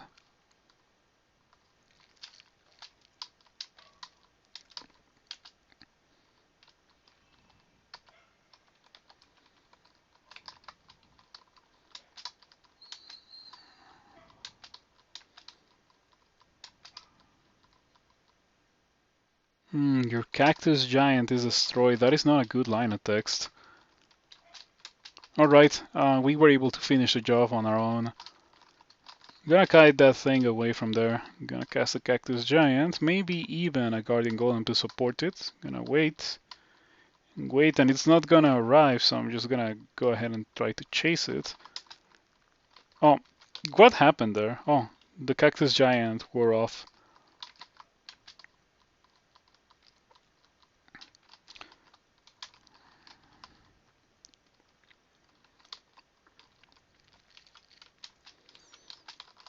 Yeah, it seems that every time I fight a monster with a Cactus Giant on screen, the monster ends up with a cloud of fire on its feet, or on its space, you know. Some monsters don't have feet. Um, and that is pretty good.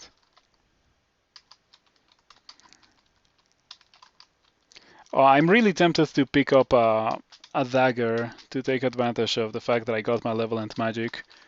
It might even be the correct thing to do, but then we are talking about diluting my skills even further than they are diluted, and that would be only like a temporary measure because I still would need like real melee, not short blades melee. I wish I had gotten Malevolent Magic much earlier in the game than I did, because at the early game I was using a dagger and I was actually being a melee character, a happy melee character before being forced to use summons.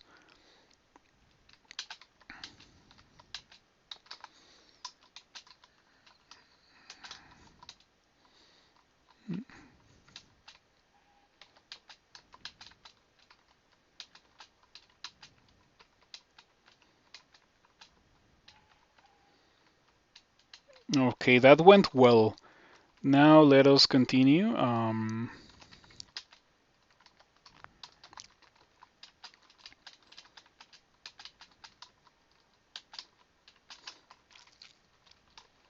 Yeah, really excited to eventually find a Scroll of Amnesia. I feel like this character will get better when I find the Scroll of Amnesia.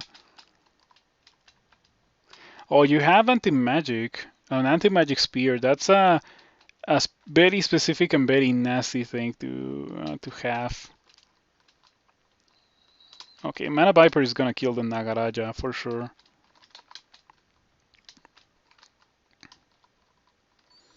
Maybe it also gets away with killing the Naga Ritualist, but no, it doesn't. Naga Ritualist goes for the Constriction and immediately kills the Mana Viper. Hmm. Maybe I can scorch that guy from all the way over here. Yeah, that worked pretty well. Okay, I'm full on cards. Maybe I should use summoning. Hey, I got the Rangers. Those are amazing. Maybe, hopefully, the Rangers will kill everything for me for the rest of this vault. Hope that they last for long enough.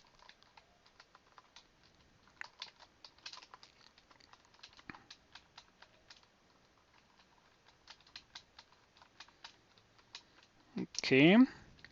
Yeah, they're really powerful. Oh no, one of them already went away. Oh no, that is not good.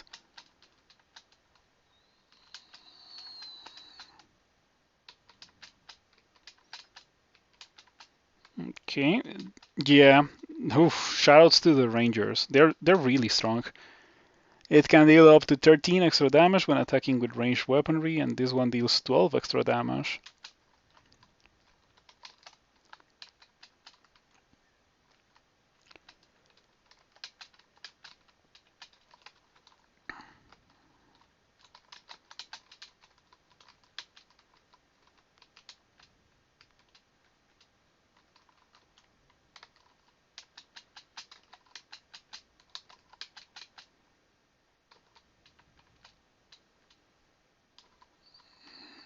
Alrighty, pretty good. Um, we got a lot of value out of that Rangers card. I feel like from all the summons, that is among the strongest. It is not the strongest, of course. There is the Pentagram card that can literally give you Pandemonium Lords, and that would be the most powerful one.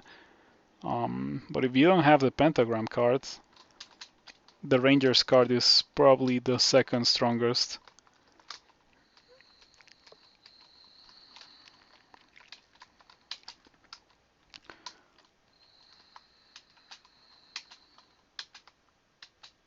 Ooh, look at that! I hasted my Cactus Giant with the Velocity card. That is really good. I didn't know that the Velocity card could haste your allies. That is very synergistic with the Summoner playstyle. Just summon things and then haste them. Good old 0.16, or I guess 0.19 and before strategies, before haste spell was removed from the game. So what am I going to get? Because I can get strength to eventually wear better armor. I can get intelligence to get better spells, but is that really necessary? And dexterity is a bit out of the question. Like I don't care about dexterity that much with this character. It's between strength and intelligence. I think I want to go for intelligence because I have level 7 spells that I want to cast. Summon Hydra and Eldritch Tentacle. So I'm gonna get intelligence. Talking about that, we are kinda getting close to Malin Gateway. It is a level 7 summoning translocation that I cannot cast by any means just yet, but it will be castable at a certain point. What I can get and what is castable right now is Summon Forest.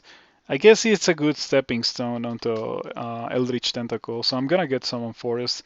Gonna put it here.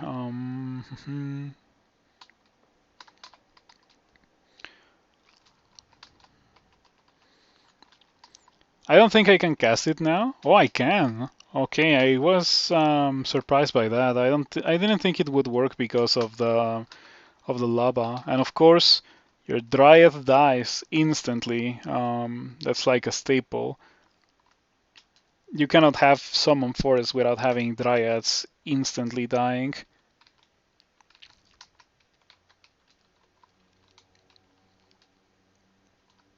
Yeah, you can only summon one forest at a time. That is my experience with Summon Forest. It's like instant regret of learning the spell. Probably should not have learned the spell at all, but it is what it is.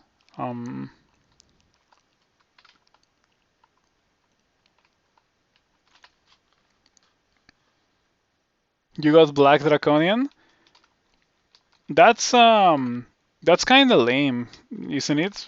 It's widely regarded as a worse breath.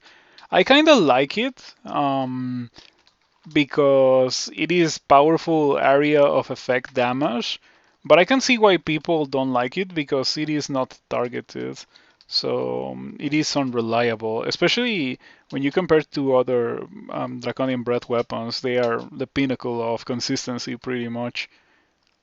Like whatever you get is gonna be good, except for Black Draconian. Of course, some are stronger than others. Like for example, Pale Draconian is incredible, and Green Draconian is also quite insane. But yeah, I guess having a breath weapon is better than not having anything at all. I don't know. There's an argument to be made that Grey Draconian is actually really good because it just gives you armor class. And yet again, the Dryad dies instantly. Like, that is the second time that happens. I cast a spell, and the next turn the Dryad is dead. And now I have the spell on a cooldown. That really sucks. With any other summon, I could just recast it if it dies, but with Summon Forest specifically, if it dies, I have to wait for a couple of turns to cast it again. You got Red Draconian and a Fire Elementalist the other day. Red Breath with Scorch was GG. Yeah, that sounds pretty powerful indeed. Like you're just gonna kill whatever at that point. Mm, Very synergistic. You would think that it kind of overlaps a bit, but you get good aptitudes, and then you can do the thing that you mentioned with the Breath Weapon and Scorch. Very nice indeed. We got our first rune finally after almost 5 hours of gameplay. We got our first rune. Mm,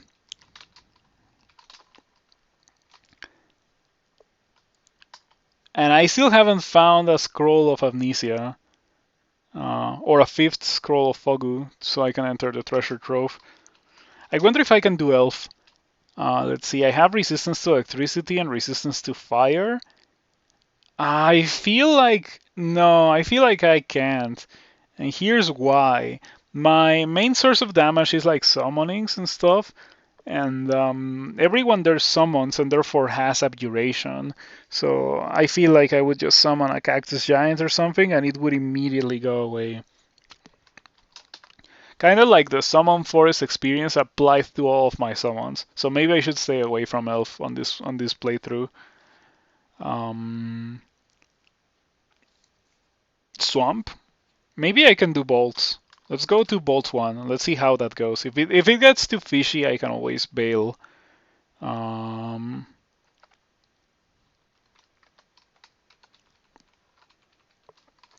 Yeah, look at that. The Dryad is killing itself yet again. Somehow it survived. Maybe it is because I casted a Guardian Golem.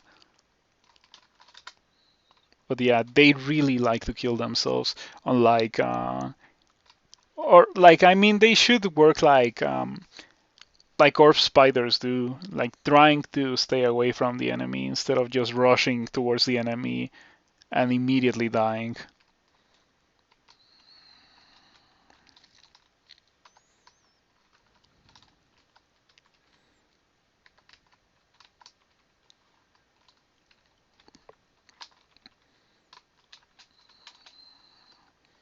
Okay, now that I finally got so many spells, so many summonings, like now things feel much more powerful.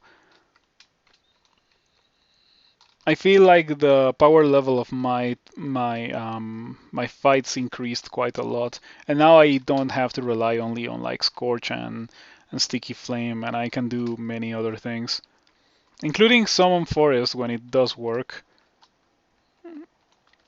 Can't say that I dislike it when the Dryad doesn't kill itself immediately.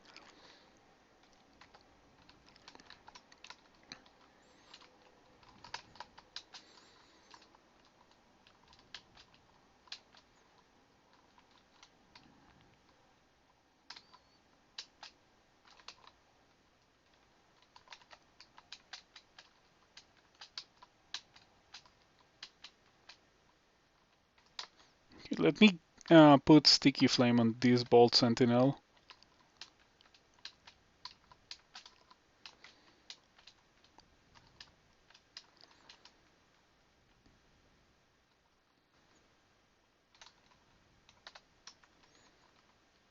Okay, the Dryad dies. Oh, never mind. It didn't die. I actually ran out of forest. Let's recast it.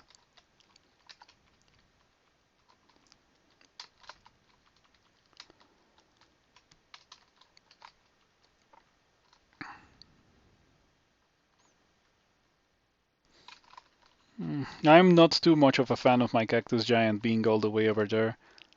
Dryad almost dead. Mm, your Dryad dies. Okay.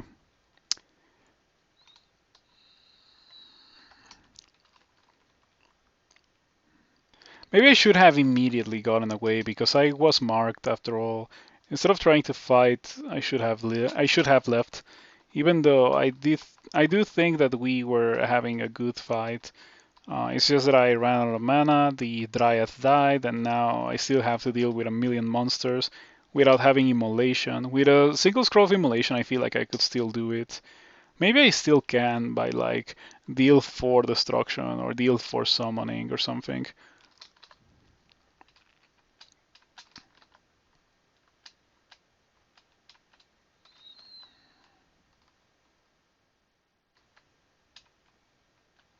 Didn't kill the Bald Warden, surprising. And I am kinda dying.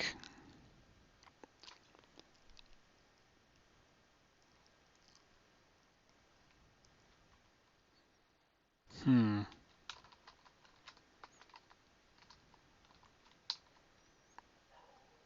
Let's see, deal 4 escape. Tomb, exile, velocity, and velocity. So I exiled, well, I banished a couple of things, including the Bald Warden that was about to die. So that's pretty underwhelming. But I created like a bit of a corridor. Now it means that only 2 monsters are going to be attacking me at a single time. This might not be so bad. Yeah, everyone is pretty hurt from the 2 wild magics. They're at 50% HP or less. Maybe I can Flame Wave. Yeah, taking advantage of the fact that I don't have summons, maybe Flame Wave gets me the kill. And it kinda does do the trick. Alrighty. Okay, I'm still marked after all of that. Let's just get out. Wow, okay, what's up with that mark? It really took quite a while to wear off.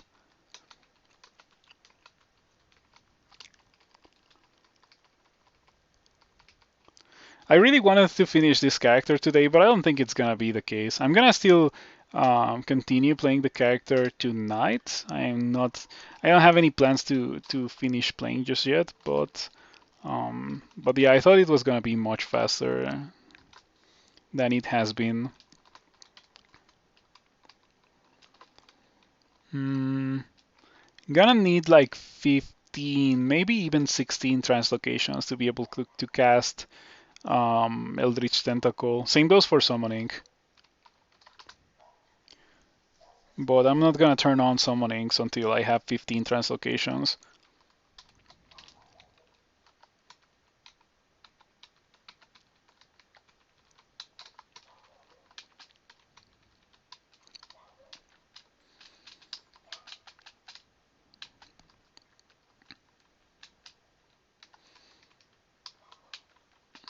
You know, the situation becomes quite chaotic when you have so many summon spells. I feel like Summon Forest adds a lot of visual clutter, at least in console. Like there is a lot of creature on the screen that even though it is on your side, which is pretty good, it is still a lot of creatures on your screen. Mm. I just realized that I am in bolts, so maybe it would be a good idea for me to get some form of cold resistance. It doesn't seem that I have any rings of cold resistance. It might not be a terrible idea to buy one. I did say that I could switch to my weapon of cold resistance, but that would mean losing the staff of fire. It might not be so bad anyway. I might do it.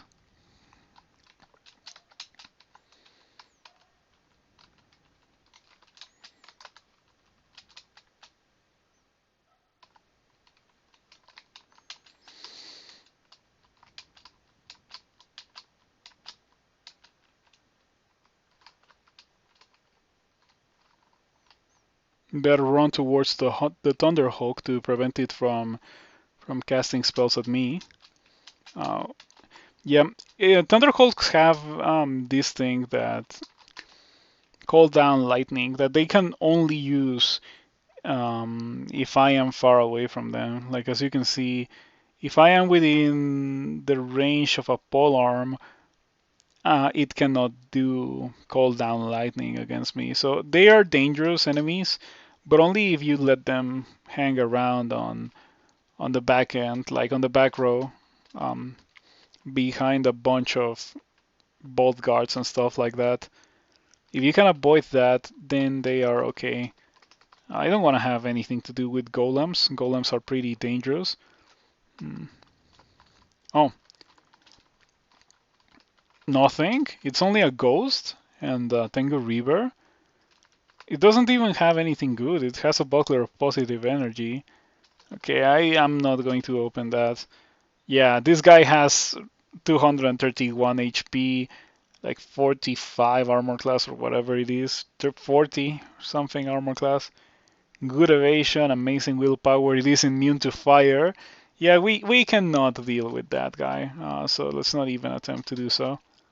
Oh, again? Okay, let's just get out again.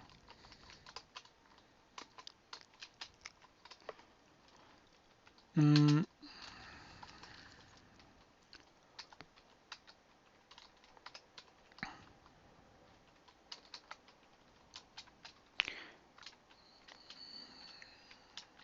I wonder why the Beastmasters were removed, but their bands still remain in the game.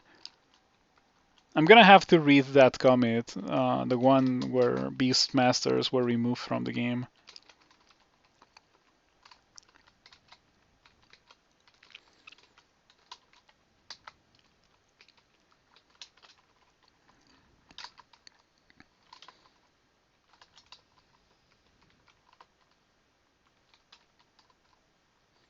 Okay, these are the golems that I didn't want anything to deal with. It's a bit too late for that now.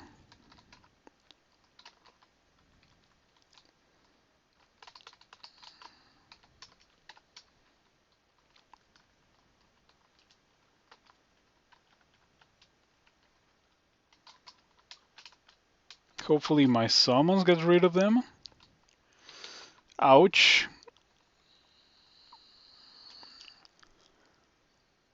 The crystal bolt freezes you. Yeah, it targeted my cold resistance, which is my weakest resistance. Well, it's not really my weakest resistance, but I do not have cold resistance. I'm thinking if it's worth it to replace the ring of protection with cold resistance, but most likely it's gonna be better to replace a ring of resistance to electricity. I might do that.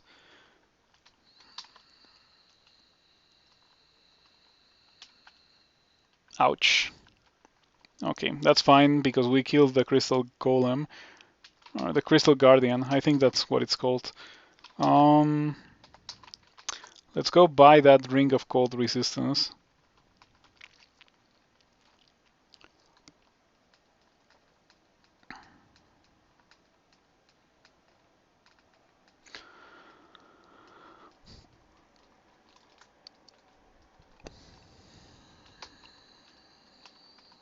Oh, I ran out of money. I actually can't buy it. Okay, that is a bit surprising considering how much acquirement we have gotten and how much acquirement we have used on money. Mm, yeah, but I've been buying a bunch of things that I haven't used. I guess in that sense, scroll sometimes is very, very like real life. You buy a bunch of things that you end up not using or caring about. At least I personally don't do that a lot. I actively like try to stop myself every time I buy anything and I like think, do I really need this or do I really want this? Because at the end of the day, it's not only about buying things that you need. You sometimes want things, but do I want this? Am I going to use it frequently? And if like I answered yes to all of that, then I go ahead and buy it. But I have a friend that cannot help but buy a bunch of things that he sometimes ends up not using, like um, sports jerseys and that kind of stuff. Never really got it, but if he enjoys it, I guess it's his money at the end of the day. Mm. So we are going to go back to bolts because we were not having such a terrible time in bolts despite. Oh, Nemerex goes to deal but finds you have enough cards. I'm gonna have to spam some cards soon. Probably in the next level I'm gonna go hard on summonings and. Oh, Caravan. Well, it is really underwhelming to have a Caravan with like 100 gold. I don't know if it's even worth it for me to go in, not gonna lie.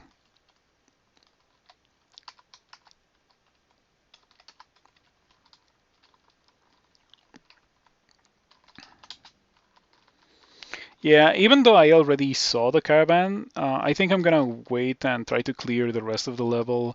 Maybe try to get a bit more money before going into the Caravan, or I would just not go into the Caravan at all because it's probably not gonna be very worth my time to go in with 100 gold. 200 gold now. Maybe I can get a cheap Ring of Cold Resistance, but somehow yeah, there's something that makes me doubt that.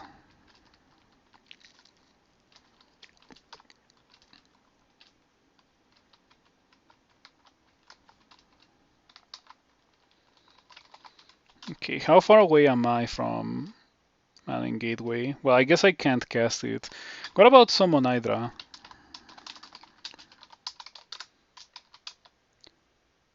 26%. So if I got Summon Hydra, I could use it like straight away. Oh, you can summon two Hydras. Check that out. I am definitely going to get Summon Hydra very soon.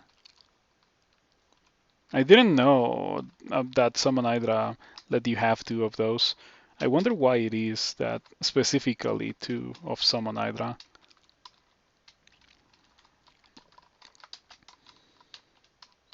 There's a Sphinx right over here. 19% chance to destroy me, and I cannot displace that. Time to draw from summoning, I guess. Maybe we can summon something in front of me. Well, I summoned my illusion, which now has summoned Mana Viper and Abjuration, I see. I guess it's better than before. Still not very good.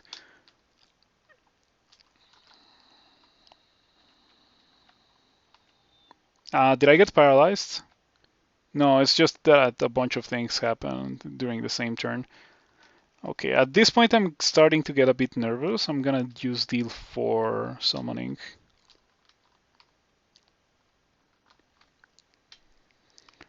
Dance Rangers, Pentagram, and Swarm. Let's see. I got Pentagram, but I got a Rakshasa. Could have gotten a Pandemonium Lord, and I got a Rakshasa instead. I guess if I really want to get better summons, I better pump Invocations. But yeah, I think I'm gonna go for Invocations. Is not looking like I'm gonna get any melee weapon skills at all. I think I'm gonna get summonings and magic in general. And to complement the magic, I'm gonna get invocations, which is still very powerful magical, pseudo magical effects even without any mana. Mm,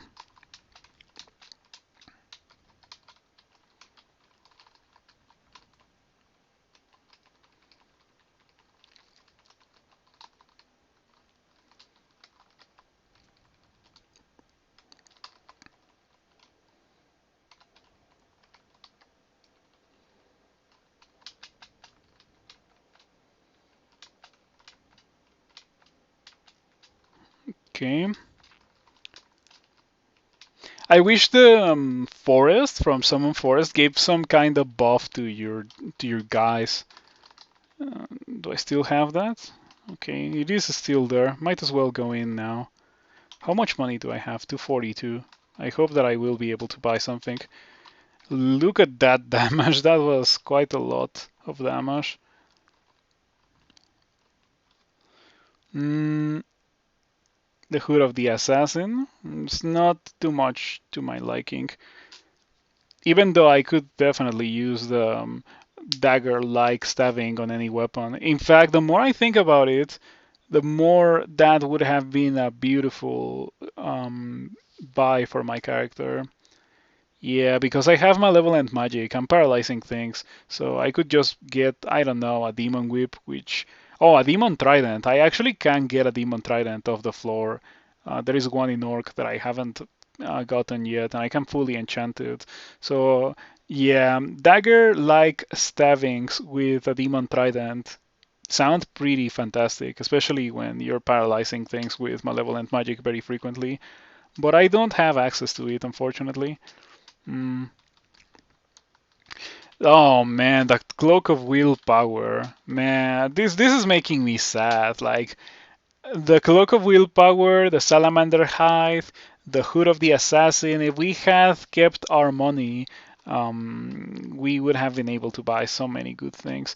I'm not gonna buy the potion of berserk. I was thinking of buying it to identify it, but I don't think there's any need for me to do so. Um, I don't care about weapons. So I guess we're gonna go buy the potion of heal wounds. So even though this was one of those very rare bazaars where there's a bunch of good things, we just can't afford those good things. It really feels bad when that happens. More often than not, it's the other way around. You have a bunch of money and you don't have anything to spend it on.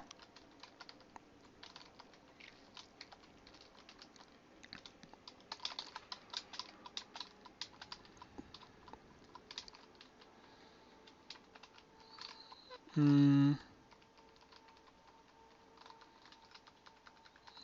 Okay, there's a warlord band over there. I am going to wait for them to get over here.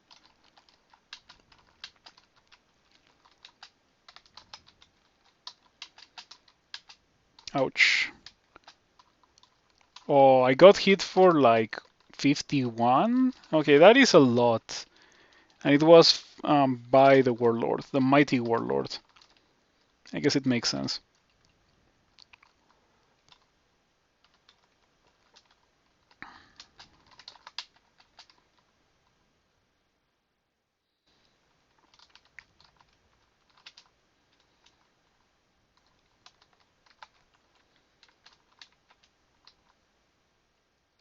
How does Flame Wave damage scale per attack? I don't think it increases. Maybe it does. Let's see. More and larger flame waves will radiate outward. I don't think it increases. I don't think the damage increases, but the radius does increase. So overall, like I guess you end up dealing more damage, or you deal the same amount of damage, but you deal it to more monsters. I think Flame Wave is really, really good. Yeah, I am too much of a fan of Flame Wave.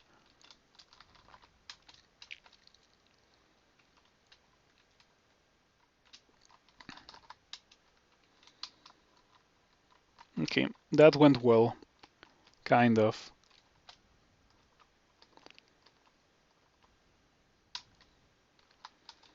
Hey, look at that! Oh, look at that Death Demon spawn. Well, I am going to press escape and it will be what it is. Hey, I only took 2 damage. And I was paralyzed for 4 turns. I feel like I got really lucky there. What's your chance to paralyze me? 13%. I think you are the one who got lucky. Hmm.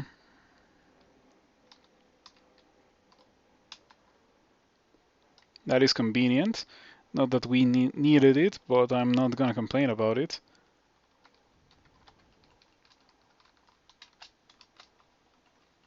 And we paralyzed the Vampire Knight. Pretty sweet.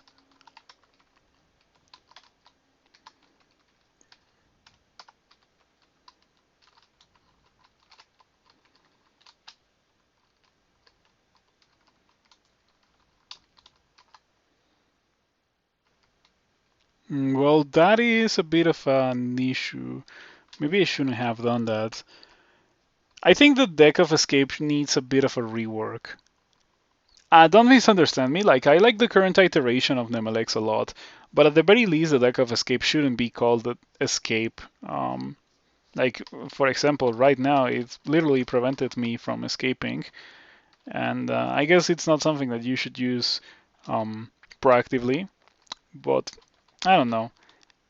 If it is meant to be used reactively, it should be a bit more consistent because when you have to do something reactively, you need a certain result, and that is why scroll blinking is such a powerful item.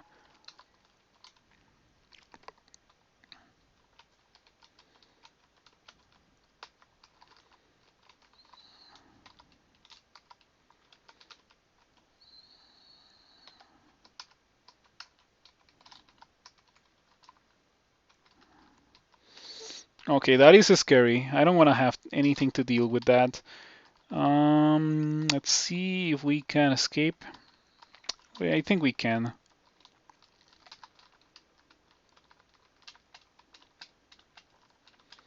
Yeah, all of those guys are immune to fire. Well, maybe Marjorie is not.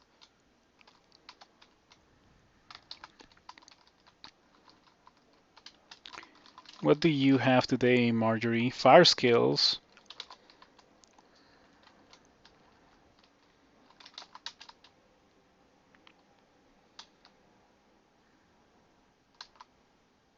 Oh, I got exile card and I didn't exile anything. So sad. Deal 4, destruction. Acid, pretty good. Acid. Whew. Okay. Maybe if we do it again, Marjorie just dies. Those demolish dead jacks with flame wave plus scorch plus water. Yeah, that creates a steam and they just blow up. Flame wave is amazing.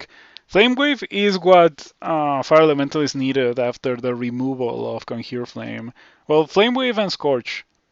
I am very, very happy with those spells. Like, I couldn't be any happier. I quite enjoy them. Let me put on some fire resistance because these guys deal a lot of fire damage. If I'm gonna be fighting them, might as well fight them um, as best as I can. I think I'm gonna do it again. Deal 4 destruction. Hey, acid. I always enjoy my healthy acid. You kill Marjorie. Okay, what happened there? Degeneration. Marjorie evaporates and reforms as a rock slime. Okay, I think these enemies are easier to kill. And now I can go back to my ring of resistance to electricity. Hmm, gonna do one escape. I guess I can regen and get rid of the mark. Okay, I'm ready to get out. That went well. I could wear those fire skills, now that I think about it. Your armor class would increase by 5. Encumbrance rating of 11. Maybe I should get a bit more strength to be able to use those. I am at experience level 18. It feels like I've been at experience level 18 for forever.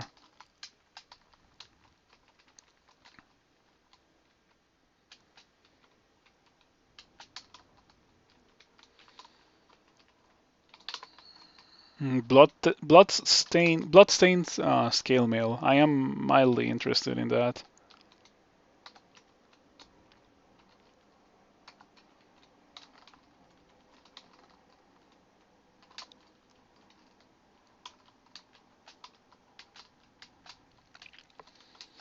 Okay, that kills the shock serpent quite well.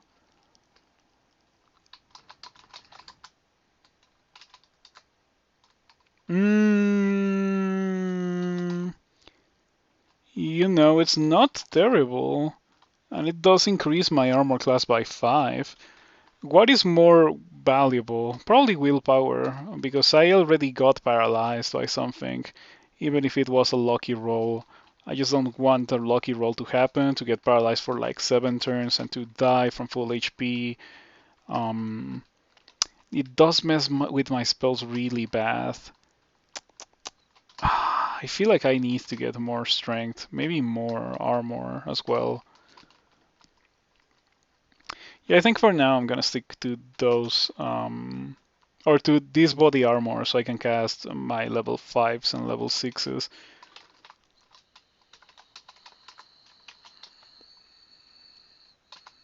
26% chance to miscast Summon Hydra. Hasn't changed because I haven't trained summonings. I still cannot buy it. It's kind of expensive. 630 gold. Unfortunate. Well, if I ever get 630 gold, I am going to go and buy that pretty much immediately.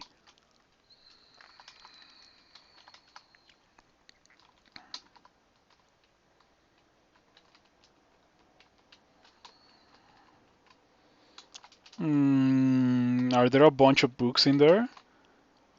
Well, there is a rendered ring and rendered boots that are probably going to be amazing, but obviously I cannot use them.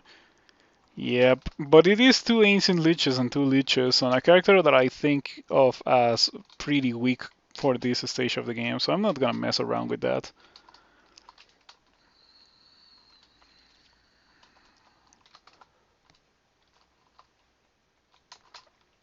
Mm,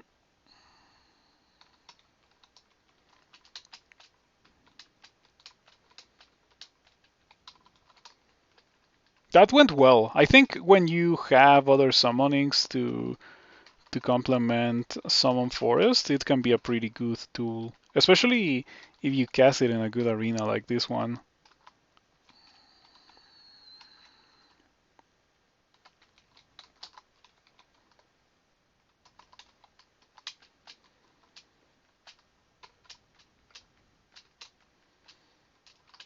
Maybe this is the kind of character that could make use of like Freezing Cloud, which is not a spell that I use very often, but it could be good against, or it could be good when you're fighting monsters and you have a barrier of monsters on the way. So there is an invisible monster, maybe two invisible monsters. I don't know what they are. Oh wait, I can see invisible. It's two wizards. Okay. Banishment 12%. That could be kind of bad.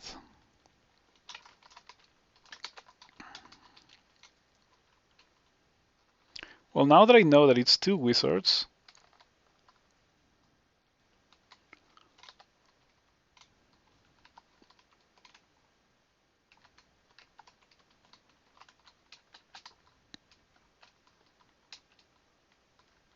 you kill your mana viper. I guess it was engulfed in fire. Tragic. Okay, we got storm scales, but they're too heavy for my character. Even though I like them a lot, they are really not a thing that I can feasibly wear.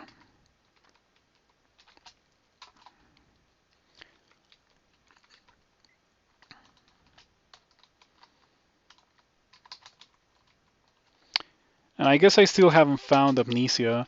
It would be really good for me. I could just... Oh, never mind. I did get a single scroll of Amnesia. So let's go ahead and forget about something. I should forget Flame Wave because Flame Wave is very anti-synergistic with summonings. Like if you're just hitting everything around you, that will just get rid of all your summons. So instead of that, I'm thinking about forgetting Summon Doggy.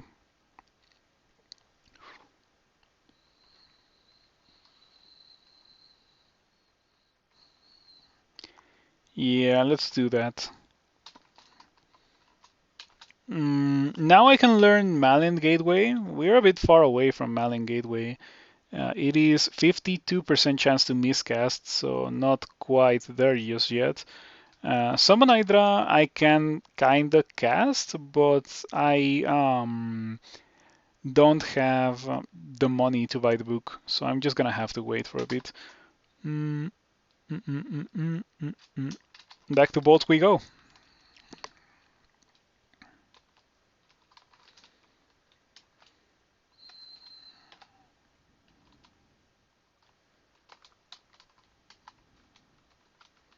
How much extra damage do these guys deal? It can deal up to 18 extra damage when attacking with ranged weaponry.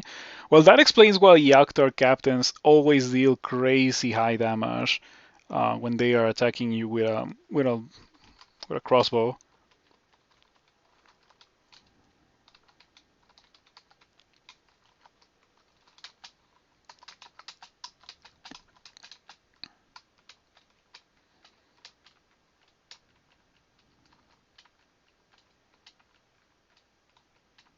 The Dryad is really like actively trying to kill itself. It always does. And I always dislike it. Okay, time has come for me to deal 4 destruction.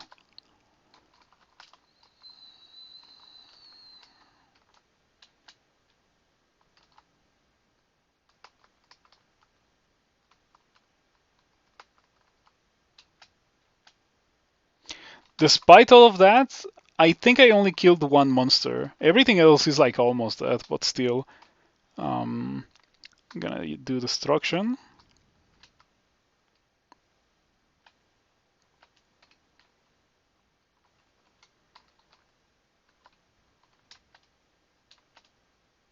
Hmm. 0 skill Ice Blast. That did kill the Yaktar captain, which was kinda the thing that I was the most worried about.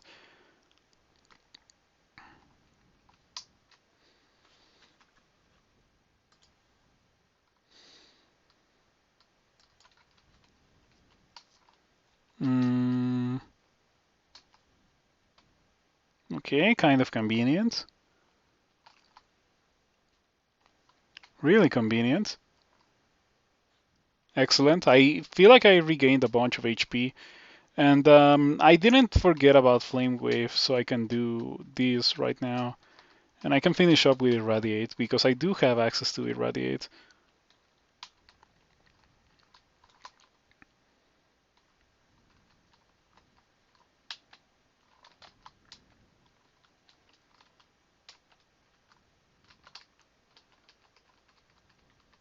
Okay. I feel like that went well. I don't know if using the Malex cards counts as using consumables. I would err on the side of no, it doesn't count. Piety and like extra resources from gods doesn't really count as using consumables.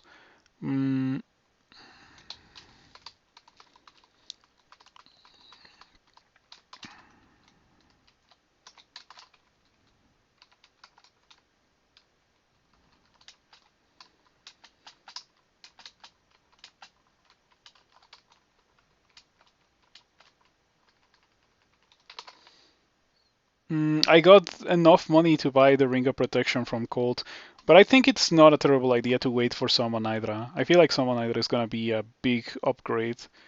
We can turn that off for now, and I'm just gonna go for Summon Hydra. And once I get Summon Hydra, I'm gonna go for Eldritch Tentacle.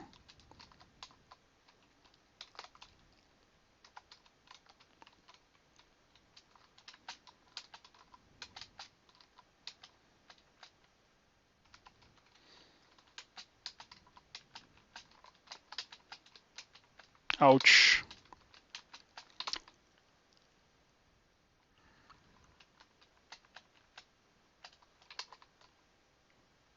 All right. Things were starting to get a bit sketchy there. Oh, okay. There was a random wizard that just snuck up on me and uh, almost vanished me, but in the process it killed itself.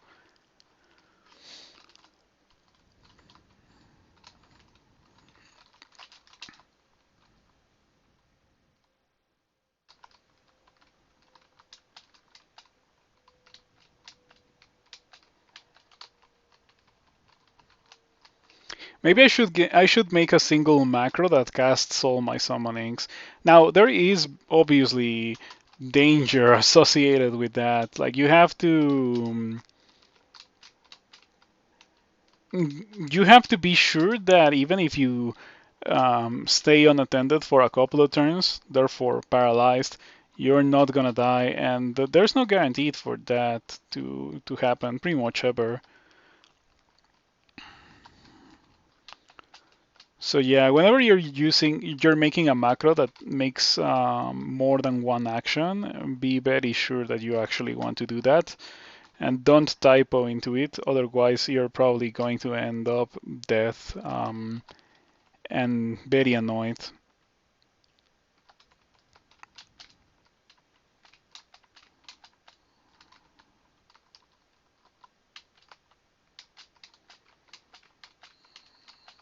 Have you played Summoner after the changes to summoning experience? Let me know about that if you have.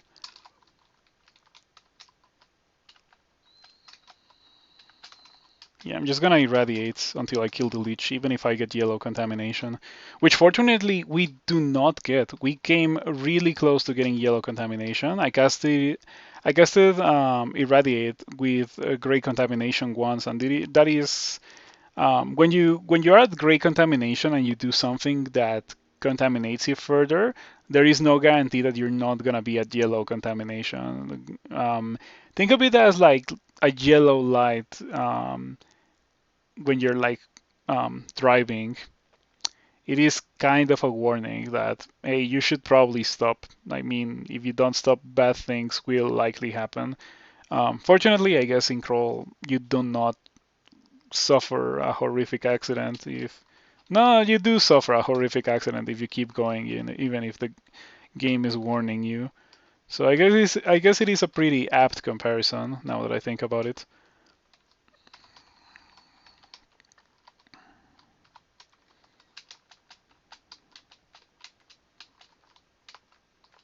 Yeah, I have no idea how, but I just cast all my summons and things die.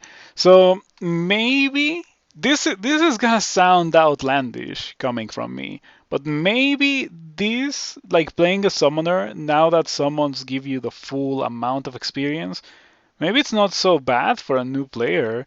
The new player just has to cast all the summons and stay back and maybe recognize when the fight is not going that well and then bail, and that's about it. Maybe the last part is gonna be like the hardest part that a new player will have to deal with, but you don't really have to think about positioning or like what spell you have to use. As long as you fight in an open area and you have a bunch of summoning spells, you can just mash your keyboard and cast them all at the same time, and it seems that it works.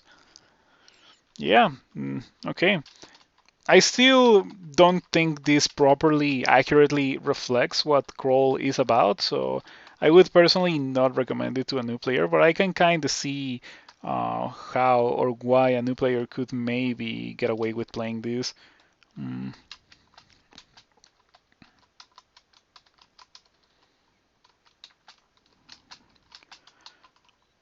okay. Hey, look at that. Malin Gateway is at 36%. Maybe I'm gonna have to get it, or maybe I'm gonna have to get Malin Gateway Eldritch Tentacle before I get Summon Nidra. Yeah, I still am like 100 gold away from Summon Nidra.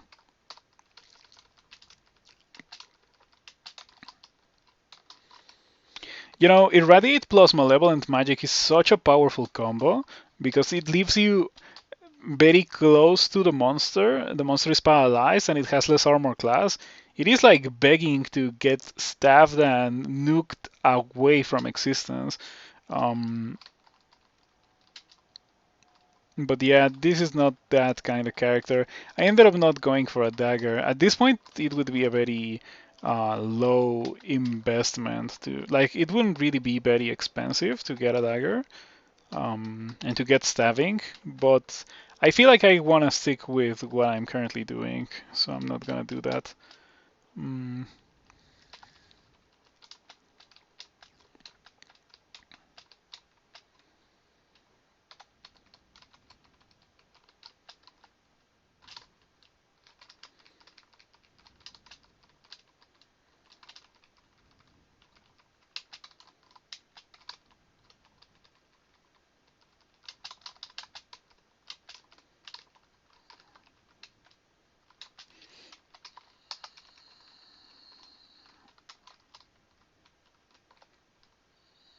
Okay, radiate.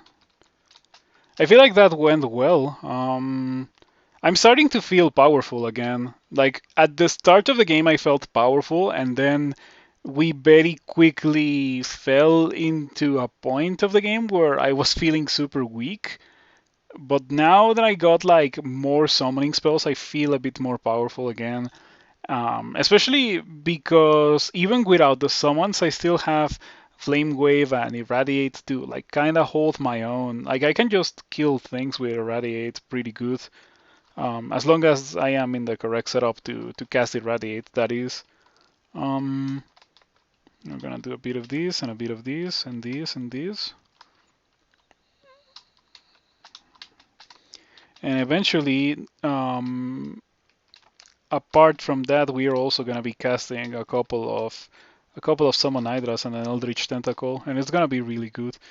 Gonna use Summoning. Mm.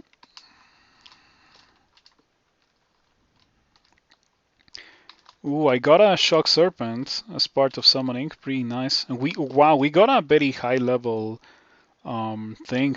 Wow, okay. Ooh, this really doesn't feel intended. Someone should let the developers know.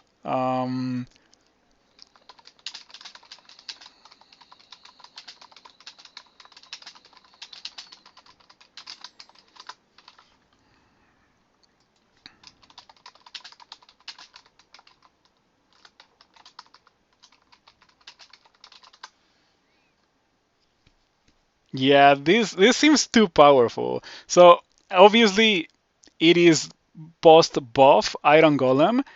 So these guys used to have like less than half the HP that they now have, and they also hit much lower, or like they didn't deal that much damage. So they are absolutely insane summons. Like nothing in the game can kill that, I think. Like you could summon one of these against a normal fire and it is going to win.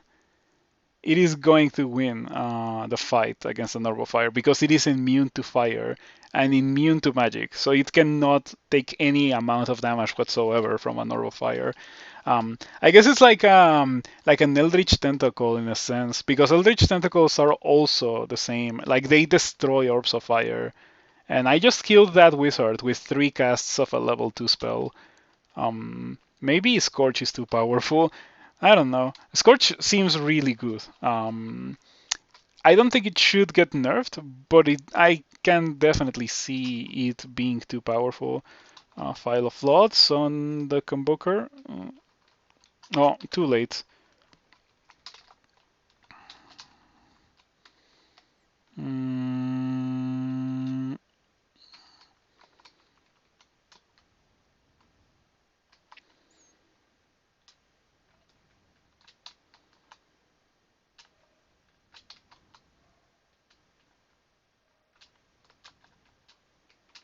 wow, everything died.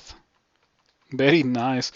There's a lot of characters that would have had issues with that situation, like immediately getting trapped into a hard fight in the open against a Bolt Warden and a bunch of other monsters.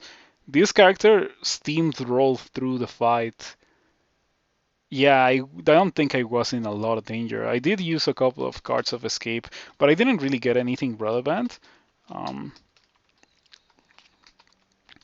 so yeah, it didn't really affect the fight that much. Oh, look at that! I got a Pandemonium Lord and a lot of Ciproca. Rabas, an armored body with fluttering wings and the head of a rhino. 65 damage and chaos and no spells. But anyway, that guy is just gonna win the fight for me. Um,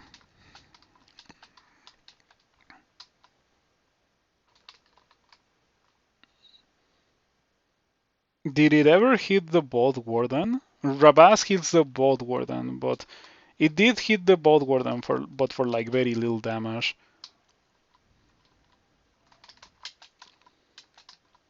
Okay, this is nice. Getting marked when you're a summoner is not that terrible.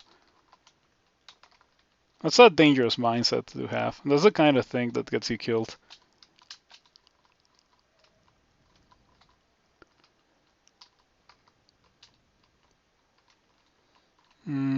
I don't care about those boomerangs.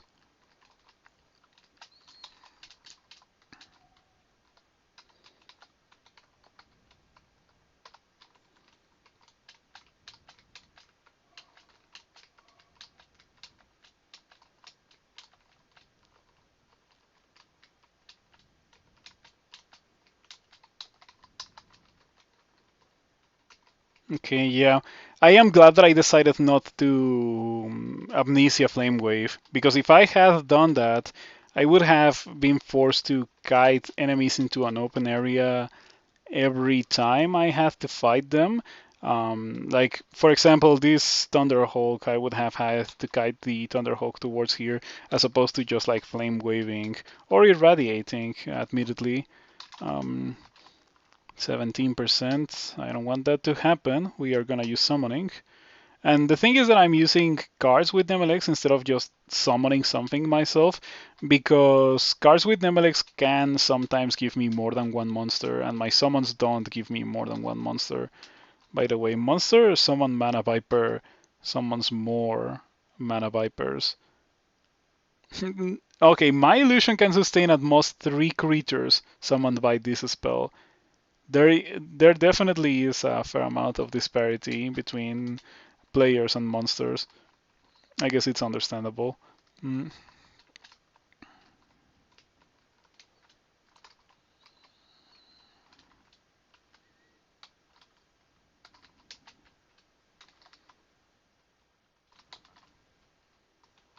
Yeah, that's what I thought. I was hopeful, but it doesn't let me summon a forest and in the current situation.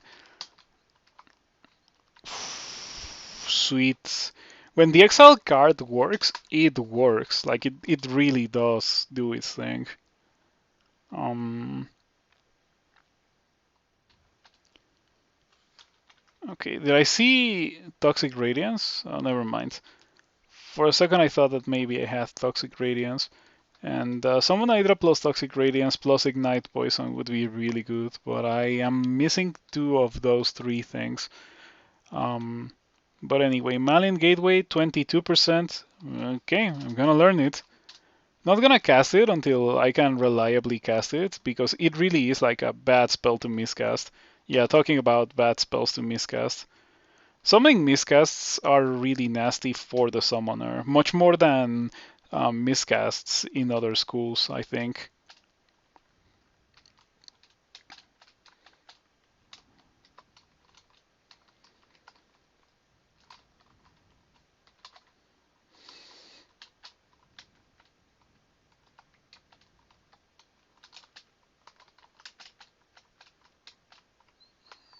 Okay, this is going quite well. I can't believe that I've been doing pretty much the same for the entirety of the game, except for 1 or 2 more spells, and it's been going so great. That is the most surprising part of playing this summoner. But I still wouldn't play it again as I am playing it right now because it is too slow. I like to finish characters in 3 to 4 hours. This character has been going for almost 6 hours, and yeah. And I see that the window is blocked. Let me fix that for you.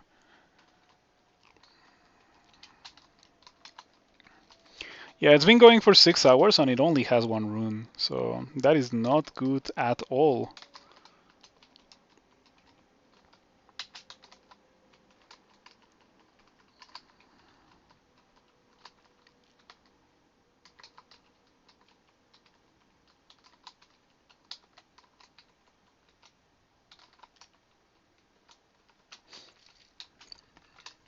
Okay, I killed everything with Irradiate and Flame Wave. That went quite well.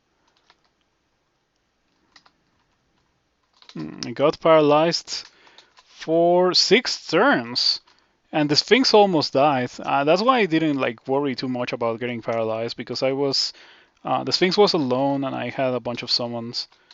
Well, I was setting up a bunch of summons precisely to not be too worried about the Sphinx paralyzing me. But if it had had any kind of support whatsoever, I would have like gone for Nemelex cards and other things instead of what I ended up doing. Okay, that's it for bolts. That's the final level, apart from bolts 5, that is. But I am not too interested in doing bolts 5. 745 gold means that I can buy Hydras. And I should, so I can add them to my summoning repertoire.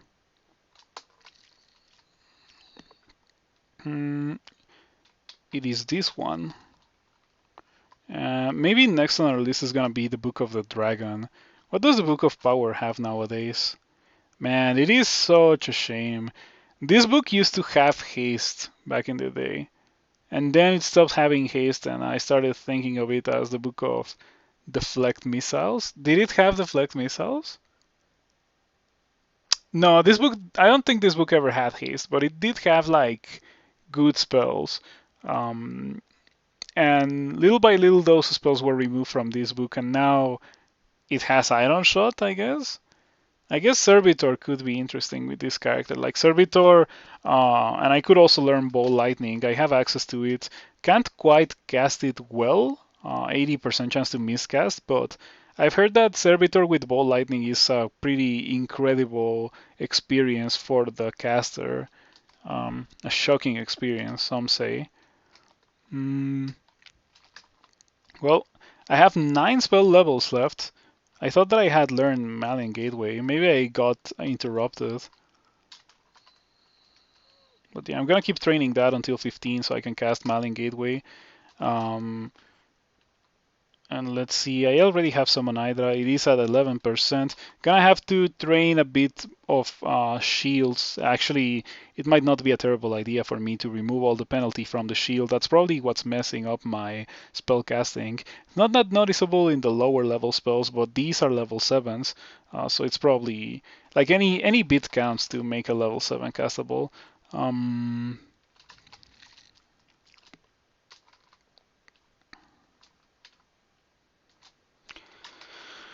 um, do I have amnesia? No, I only found one amnesia so far. Maybe they are rarer nowadays. Or maybe I just got really unlucky with the amnesia drops. Regardless, I think I'm going to go to Swamp. Maybe I can just get the Swamp rune. I was going to end the stream, but I think we can maybe get the rune right now. It shouldn't really take me that much or that long. Yeah, summon Dryad or summon Forest in Swamp is really good because all those trees get awoken before the Druid awakes them against me. I don't know if the Druid can still like make them hit me, but I hope that it can't.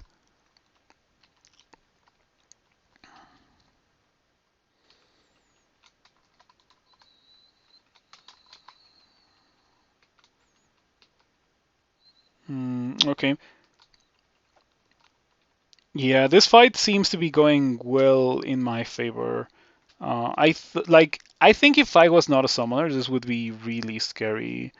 Um, because it's like an open level, and there's just like a million monsters.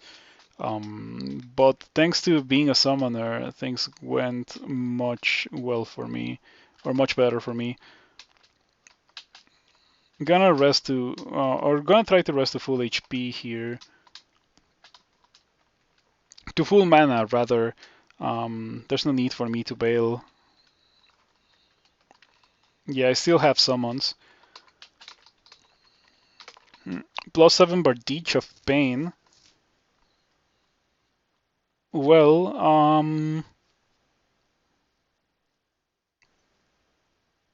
it is not for me.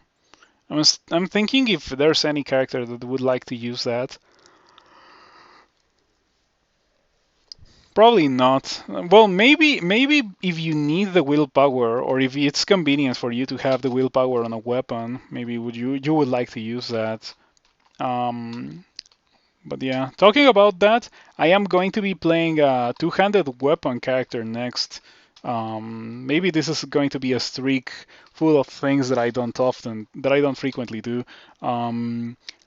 Like first there were 14 rune runs, and then there is I guess the Palentonga is a more traditional character of the ones that I have played in the streak, because after the Palentonga there is this guy, this demon spawn. Let me get rid of this ring. I already have something better. Oh, let's also get rid of the Ring of Mana and the Wand of Flame and the Wand of Charming because we're not going to be training evocations this game. Same goes for Paralysis. Guardian Spirit. And the Sling Bullets. Yeah, at some point in the game I was considering using a weapon, a sling, but I decided against it. It got too late into the game and I didn't find a good one. And you know, launchers really do not go well with summons. That's probably the most important reason why I ended up not going for it.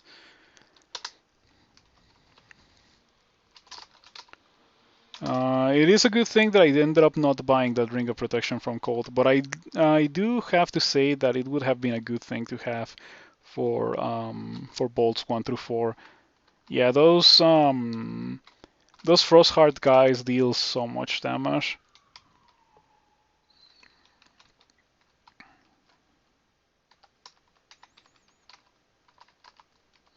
Okay, what's my chance to miscast Malin Gateway? 12%.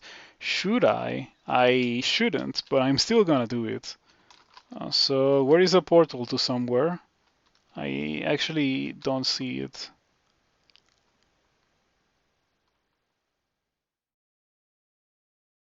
It doesn't appear in the level features. Is that the Eldritch Tentacle? It is. Why is it so far away? How weird.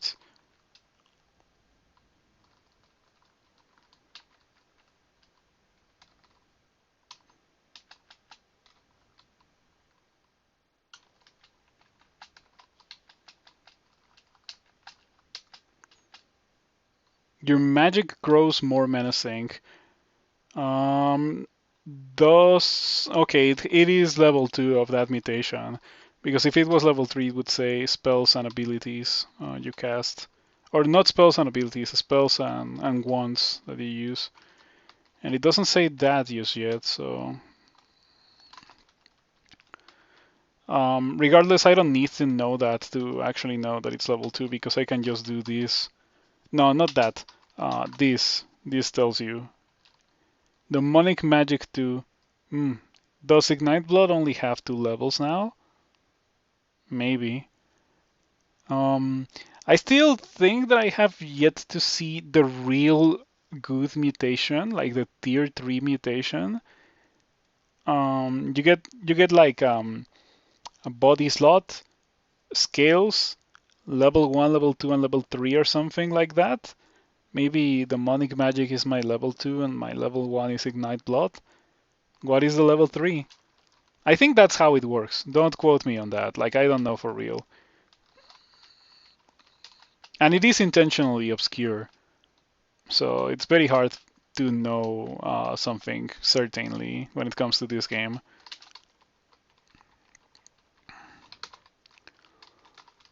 Fenstrider, what do you have today? 16% chance to paralyze, and unlike a Sphinx, I fully believe that a Fenstrider Witch can kill me from full HP if I was paralyzed because it hits harder. It also has Hurl Sludge, which will deal a bunch of damage to me. Um,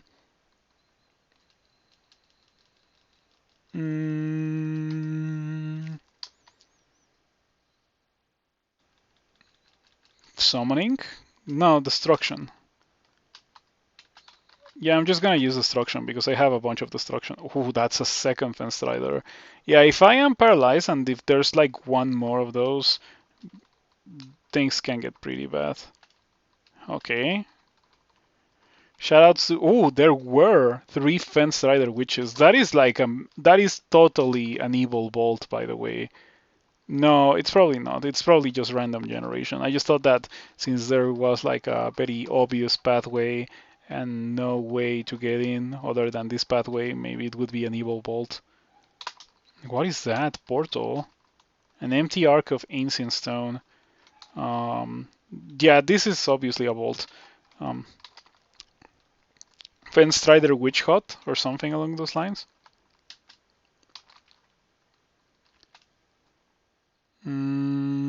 Scorch? Yeah, Scorch did the trick. Pretty good indeed. Oh, human corpse and human skeleton. And a human. Peaceful human. Let's let him free. Or her. Um, a Noppity sort of surface-dwelling hairless ape. Dwarves think of them as fragile, elves think of them as clumsy, and monsters think of them as tasty. I heard they taste like chicken.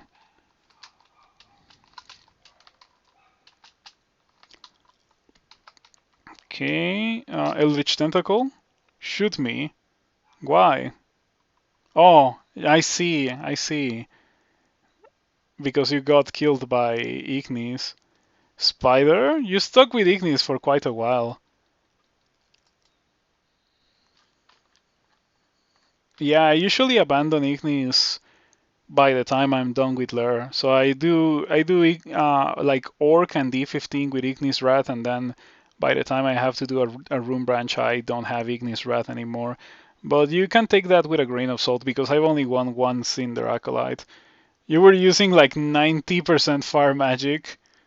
Sounds like you got lucky and you found fire magic. Oh man, the font is so hard to read. Like it hurts my eyes. But as long as you enjoy it, you do your thing. Okay, let's not do that. Let's do summoning. Maybe summoning again. Really weak summons. That's not gonna cut it against the tentacle monstrosity, I think. Oh, never mind. Well, don't mind if I do. Like, how? I guess that's there's power in numbers. Yeah, wow. Even trash monsters like killer bees kill the tentacle monstrosity. Like killer bees and a Raiju and a basilisk kill the tentacle monstrosity. That's crazy. And people think they are way too powerful for swamp. Or at least Reddit people. I've seen people think that they're way too much for swamp. But nah, in reality they're not really too much for swamp. Wow. I've been finding a bunch of armor with willpower. We should play New World. Probably not. Poncho. Oh yeah, no, we are not gonna play New World. I am allergic to MMOs. I am allergic to anything that entails grinding. The only grinding that I am okay with is grinding that makes you get better at the game instead of artificially making your character get better at the game. Because that's just lame. That's not you getting better. That's you trading time for a false feeling of satisfaction, and that's just like, in my opinion, bad game design. Do it for the content. I don't. So here's the thing. I play a bunch of games, but I don't play a bunch of games on stream because I don't think I would be a good ambassador for those games. And I know for real that I would be a bad ambassador for New World. Now, on the other hand, if Poncho wanted to play Terraria one of these days, I mean, I wouldn't complain about that. There's a Terraria Halloween event. Like, it happens every year in game during the Halloween dates. Like, pumpkins grow, and you can, like, summon a special pumpkin moon event with, like, rare drops that only. Well, that mainly happens in Halloween. You can force it, but it happens naturally on Halloween without you having to force it. Same goes for Christmas. Like, in Christmas, cool things happen in Terraria. Like League of Legends. No, you should never play League of Legends. You should stay away from League of Legends. League of Legends is a good example of what I just said, but that is mostly invalidated by the fact that you play with a bunch of people. Like you play with four other people, so that's something that I will never get over in League of Legends. Like the parts that I enjoyed from League of Legends, which are like the combat and like thinking about strategy and all that stuff, fighting games do that, but better. Because if you're going to lose in a fighting game, you're going to lose in like 3 minutes. It's not going to take you like 40 minutes to lose. In League of Legends, you're going to lose, and you know that you're going to lose from like turn minute 5, and it takes a while for you to lose regardless, and that sucks.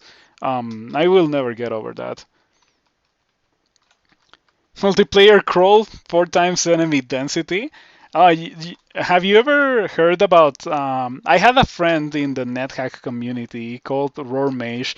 He was developing his own fork named AceHack, and it had multiplayer NetHack. I have no idea how that worked. Um, I played it once and it was pretty janky. I wonder if he eventually finished developing it properly.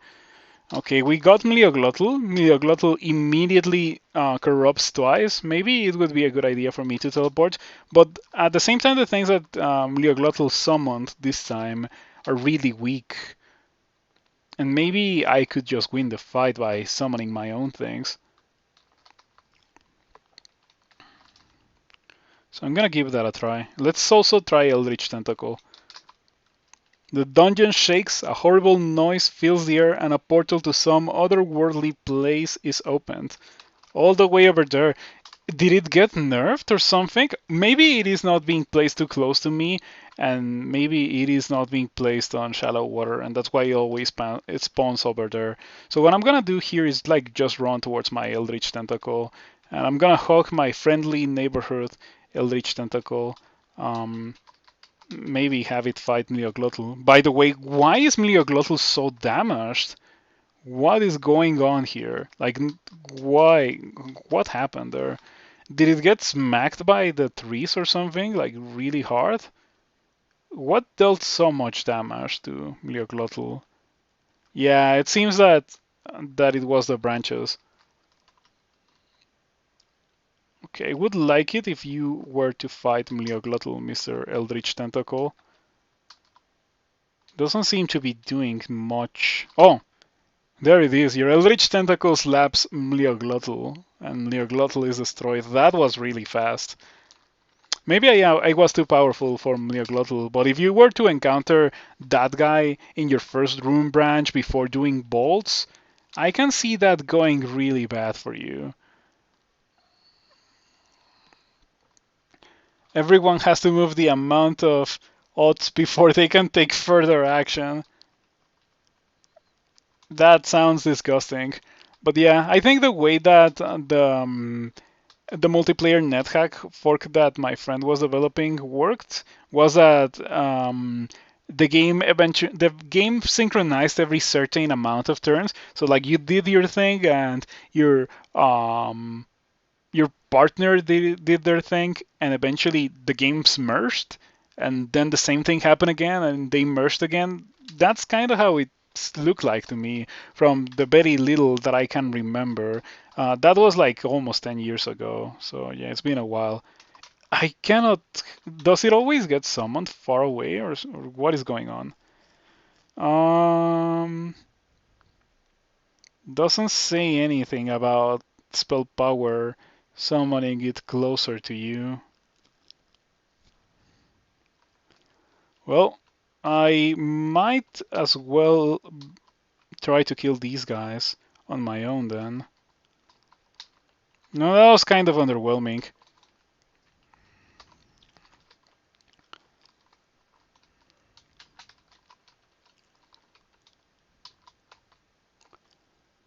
Okay, these guys are easy to kill with Flame Wave. I'm very glad that I didn't Amnesia Flame Wave. Pretty good, pretty good.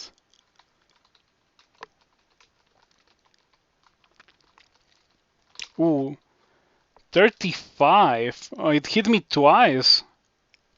Okay, at least I didn't get corroded twice. Shoutouts to having resistance to corrosion. I have actually two different sources of it, the globes and the Ring of Six Intelligence that I am wearing so I can cast a Malin Gateway, which I should probably cast right about now. Okay, this time the tentacle spawned closer to me, but yeah, it's just gonna kill everything. That's kind of what it's supposed to do. You cast it, and everything that comes close to it gets one shot.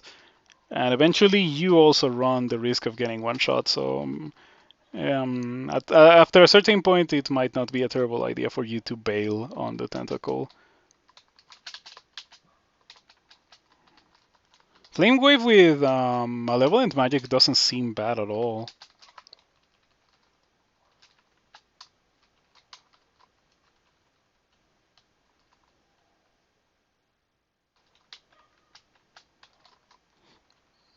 You know, I just thought of it, but it's kind of funny that played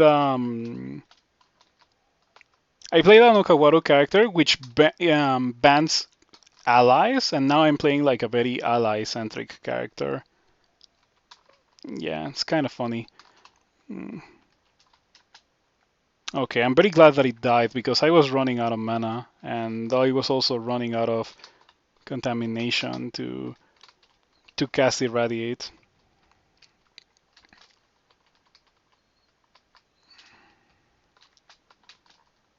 Okay. Oh, there's Jorgrun. Mm, okay, I guess I'm gonna summon everything. No, first I am actually going to deal 4 destruction. Yes, I was saying deal 4 destruction.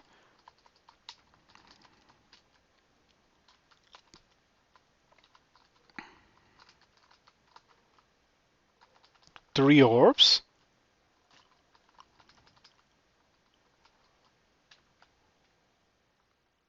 Yikes. Did I take damage from that?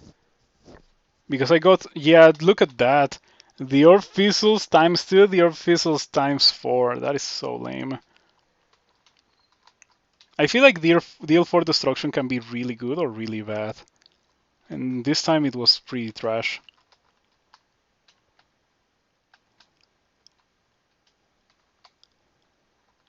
Mm. Okay, let's not die here. Yeah, it's 57 damage from an 8-headed Hydranatine and Leech. And even though I have the Eldritch Tentacle very close to me, I think it might not be a terrible idea for me to teleport away, or to blink away to be more precise, because I can't teleport. I feel like I would just die.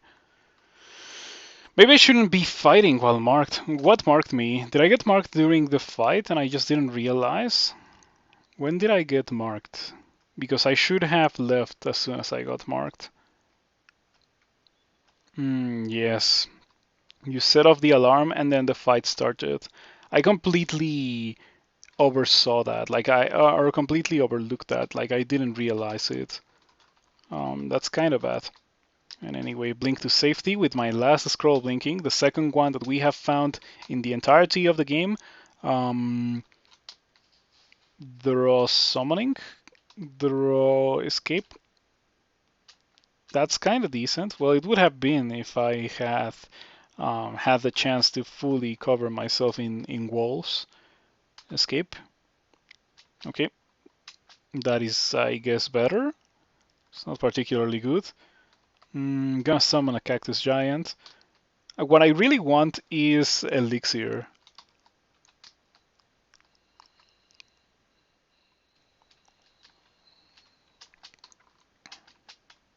Oh no. Oh no, that's dangerous. Um,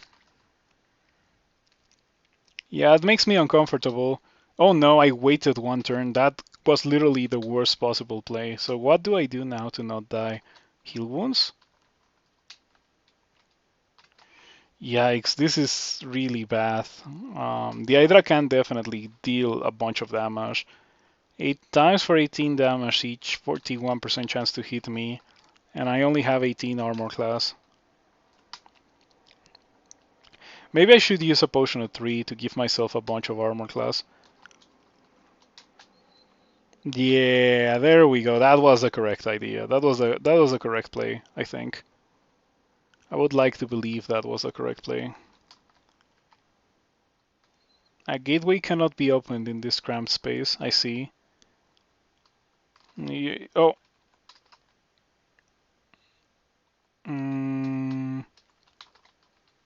Irradiate. I think I need to start digging for elixir. Triple draw on the stack. Oh, I can't triple draw on the stack. Can I escape out of that? I hope that it didn't spend any piety. It probably didn't. Well, I think my stack has Cloud and then it has double elixir. Or maybe it has Cloud, Doom, double elixir. Let's examine my stack. Cloud Tomb, Elixir, Elixir. Okay, so I would have to draw from the stack 3 turns in a row to get Elixir. And I don't think I have 3 turns. Mm. Okay, the Hydra got paralyzed.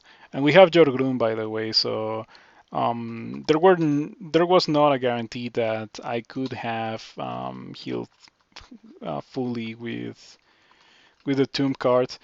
That's really bad. Jorgrun has a 44% chance to petrify me. It is not an instant thing, however. So if I get the petrify status effect, I'm gonna drink cancellation, and that will also remove the reform, which will allow me to teleport away. Mm. And it will also remove Mark. Okay, the Hydra is fierce, paralyzed and fleeing. Interesting. Jorgrun is obviously unfazed with that much willpower. I guess we can use File of Loss to prevent Jorgrun from trying to paralyze me. Okay.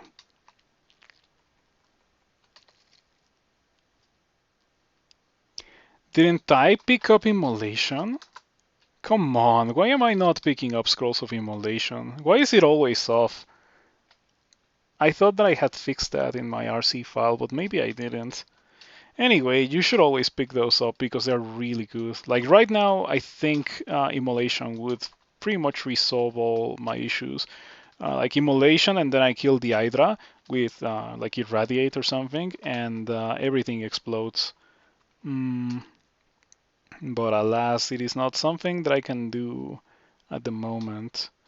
Deal 4 escape, looking for Elixir, probably. Exile. Well, that kind of works, and we did get Elixir. Your Groon seems to slow down. Hey, your Cactus Giant seems to speed up. That's pretty good. Yeah, that's pretty positive. You love to see it.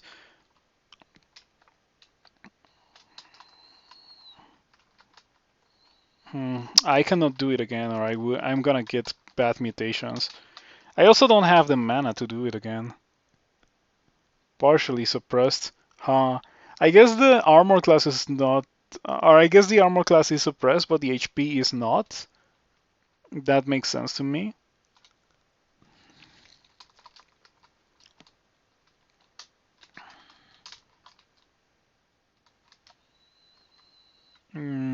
Yeah, I think I can do this because I am under Elixir, so that's gonna give me a fair amount of mana.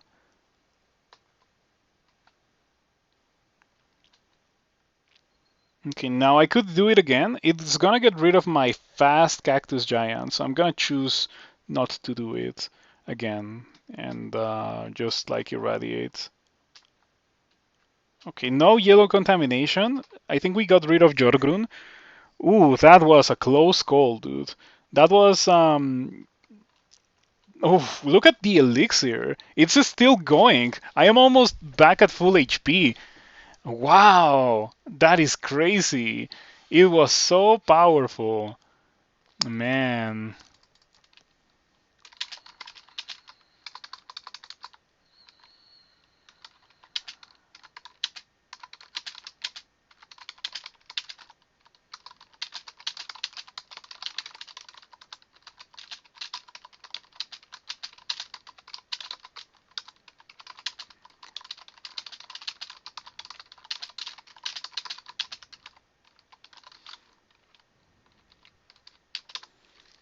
Okay, that was a pretty sketchy situation. I don't feel proud about what we did there, but we ended up surviving.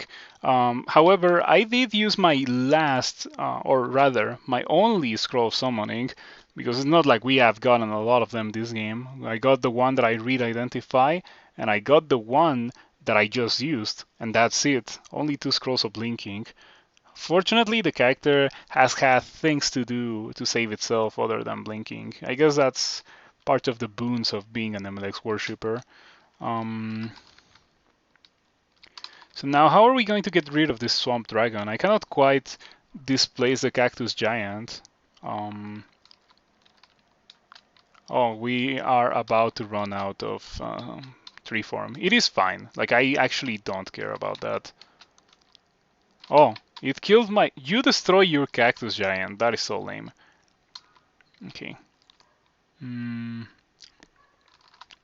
Now, I'm just gonna wait for you to step on the floor and sticky flame you, and also flame wave you.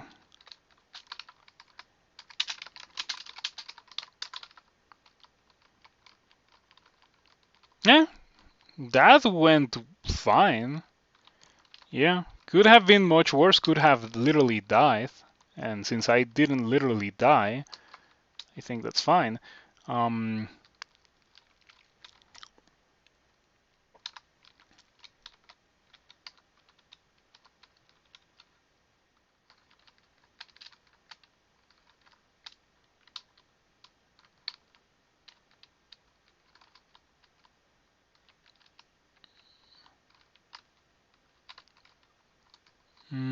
okay, I don't have any need for those. Maybe blade hands. Like, I can see myself maybe using blade hands with that manual of unarmed combat, but chances are that I am not going to do that. Yeah, chances are really good that I'm not gonna do that. I'm just gonna stick to Malian Gateway.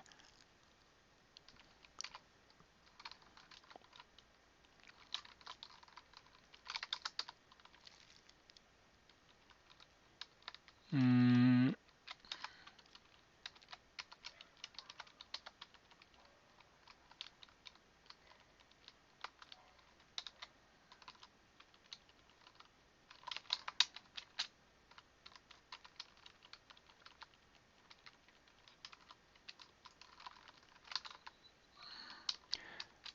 yeah, it's maybe a swamp thing, but I feel like it often gets summoned far away from where it should be, and therefore ends up being relatively useless. The Eldritch Tentacle.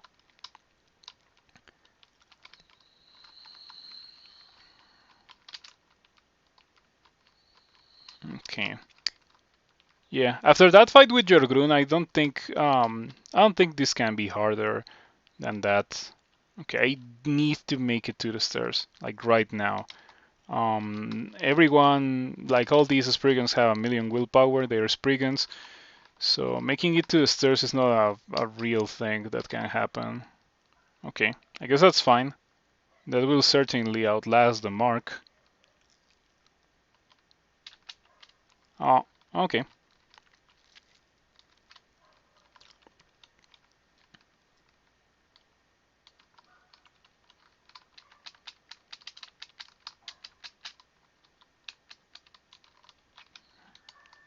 The Hydra dies.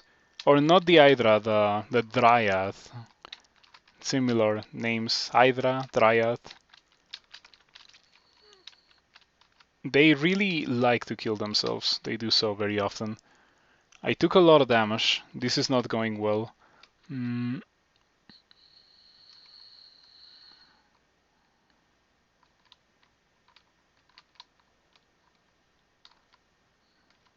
and I guess I can also do the elixir right now to heal to full HP. But I feel like if I just drink a potion of ambrosia right now, which I have exactly one of them, like I'm just gonna heal to full HP by the time the tomb is over. There we go.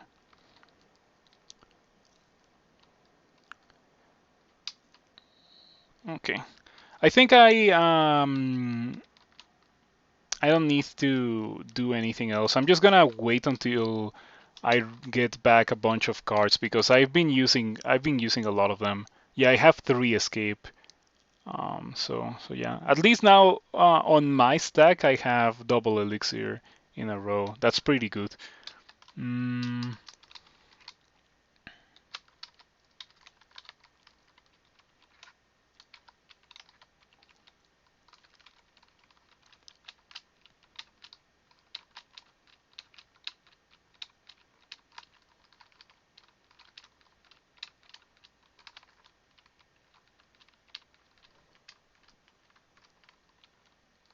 okay.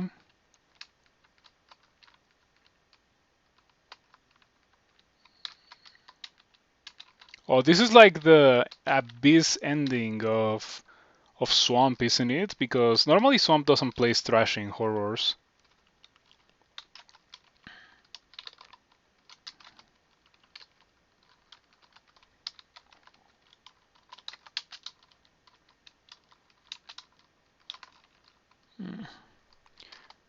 Oh, I have a scroll of amnesia. Let's go. Okay, what are we going to be forgetting now? I need to forget something that's level 4, at least. And yeah, maybe the time has come to forget Flame Wave. I am going to forget Flame Wave. It was good while it lasted, but I now have the absolute need to get Summon Hydra. Yeah, let me make a macro for Summon Hydra real quick.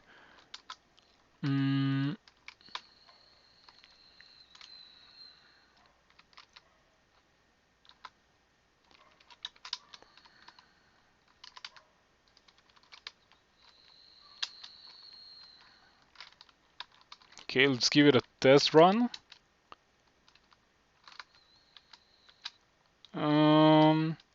Well, I guess I can't complain about that. That went well enough. And I could have gone and picked up a Scroll of Immolation, but I didn't do it. Hey, Canine, good to see you around. Long time no see. I hope that you have been doing well. I'm about to end for tonight, but thank you for stopping by and saying hello. I appreciate it.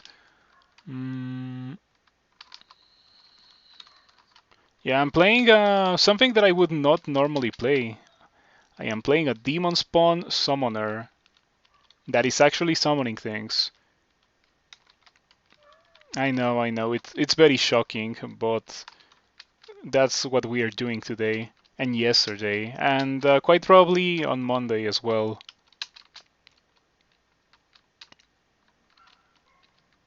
Oh, there's a Titanic slime creature there, and it is killing everyone. Oh no, that's bad, and it's gonna kill the Dryad as well. Oh, and I am out of mana. Sorry you missed your stream. Summon is fun until it isn't. It started being kinda strong. I don't know if you are aware, but recently there were changes and now summons actually give you the whole experience instead of only half the experience. And in my opinion, that is an amazing change that should have been made so long ago. But at the end of the day, we have it now, and that's the good stuff.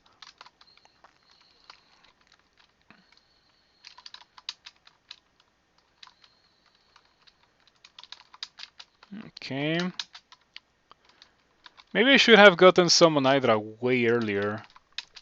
It seems like it's actually killing everything. It is fulfilling the role that I wanted Cactus Giant to fulfill. Oh, real? Yeah, it's awesome. For reals. That is the only reason why I'm trying this. Otherwise, I wouldn't be playing a summoner. Like, no, there's no way.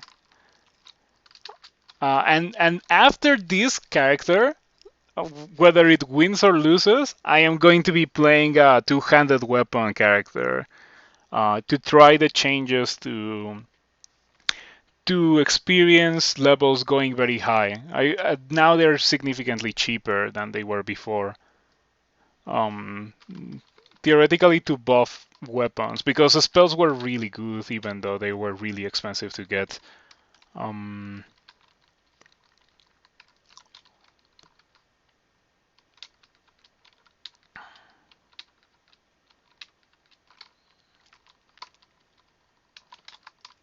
Okay, I'm not scared of finding Mleoglotl here because I already killed him on the previous dungeon level, or on the previous swamp level, I guess.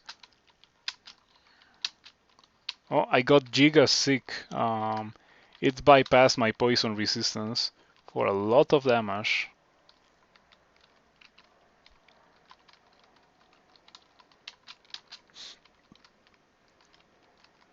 It is surprising how Hydras are relatively early game for the player, but Summon Hydra is a level 7 spell, and even as a level 7 spell, it's like a super good level 7 spell.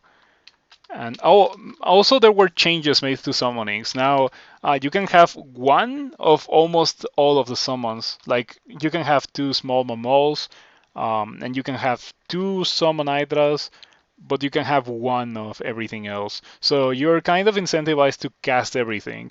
Like you cast maybe not the small mammals because they're kind of trash, but you cast your mana vipers, you cast your hydras, you cast your cactus giant, you cast your eldritch tentacle, all that jazz.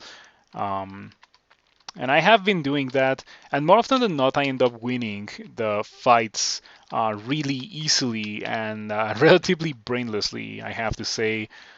So that's why I was wondering if maybe summoner could be a good new player class. Like, I don't think it is that good personally because I feel like Summoner is a playstyle that is very unlike anything else in Dungeon Crawl Stone Soup. So a new player going for a Summoner is not gonna get the normal experience. For the same reason, I also don't like to recommend Gargoyle. In a way, Gargoyle with their very low HP is very unlike, I don't know, a human or a minotaur or a troll or my favorites, the ogres. Um, but I see people recommending gargoyles all the time. Maybe it is because they're relatively simple, even if they are not like the default crawl experience.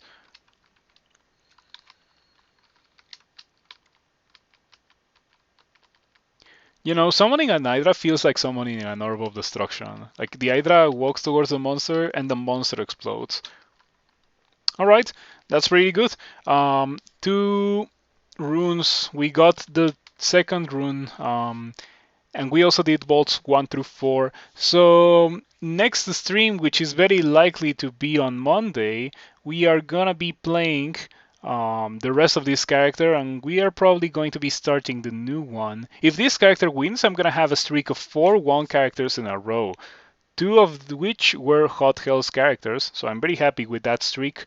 With that being said, thank you for watching, thank you for hanging out. If you have enjoyed what you saw, you should consider following. You obviously don't have to, but I would appreciate if you do follow. Um, and then if you're already following, you should consider subscribing. I would appreciate it if you do subscribe. Of course, you don't have to, but it would be nice. Um, with that being said, I am going to raid Dunker Slam again because Dunker Slam is doing a challenge run in Noita. He's doing something that you shouldn't do. So yeah, if you have never seen Noita, stick around for the raid. Like I cannot recommend Dunker Slam enough. Very entertaining streamer and also very good Noita player. Like a pretty good ambassador for Noita. Um, so yeah, you should give him a follow as well. Let's see. With that being said, I will see you on Monday. Yeah, I will see you on Monday. And I hope you have a nice rest of your night.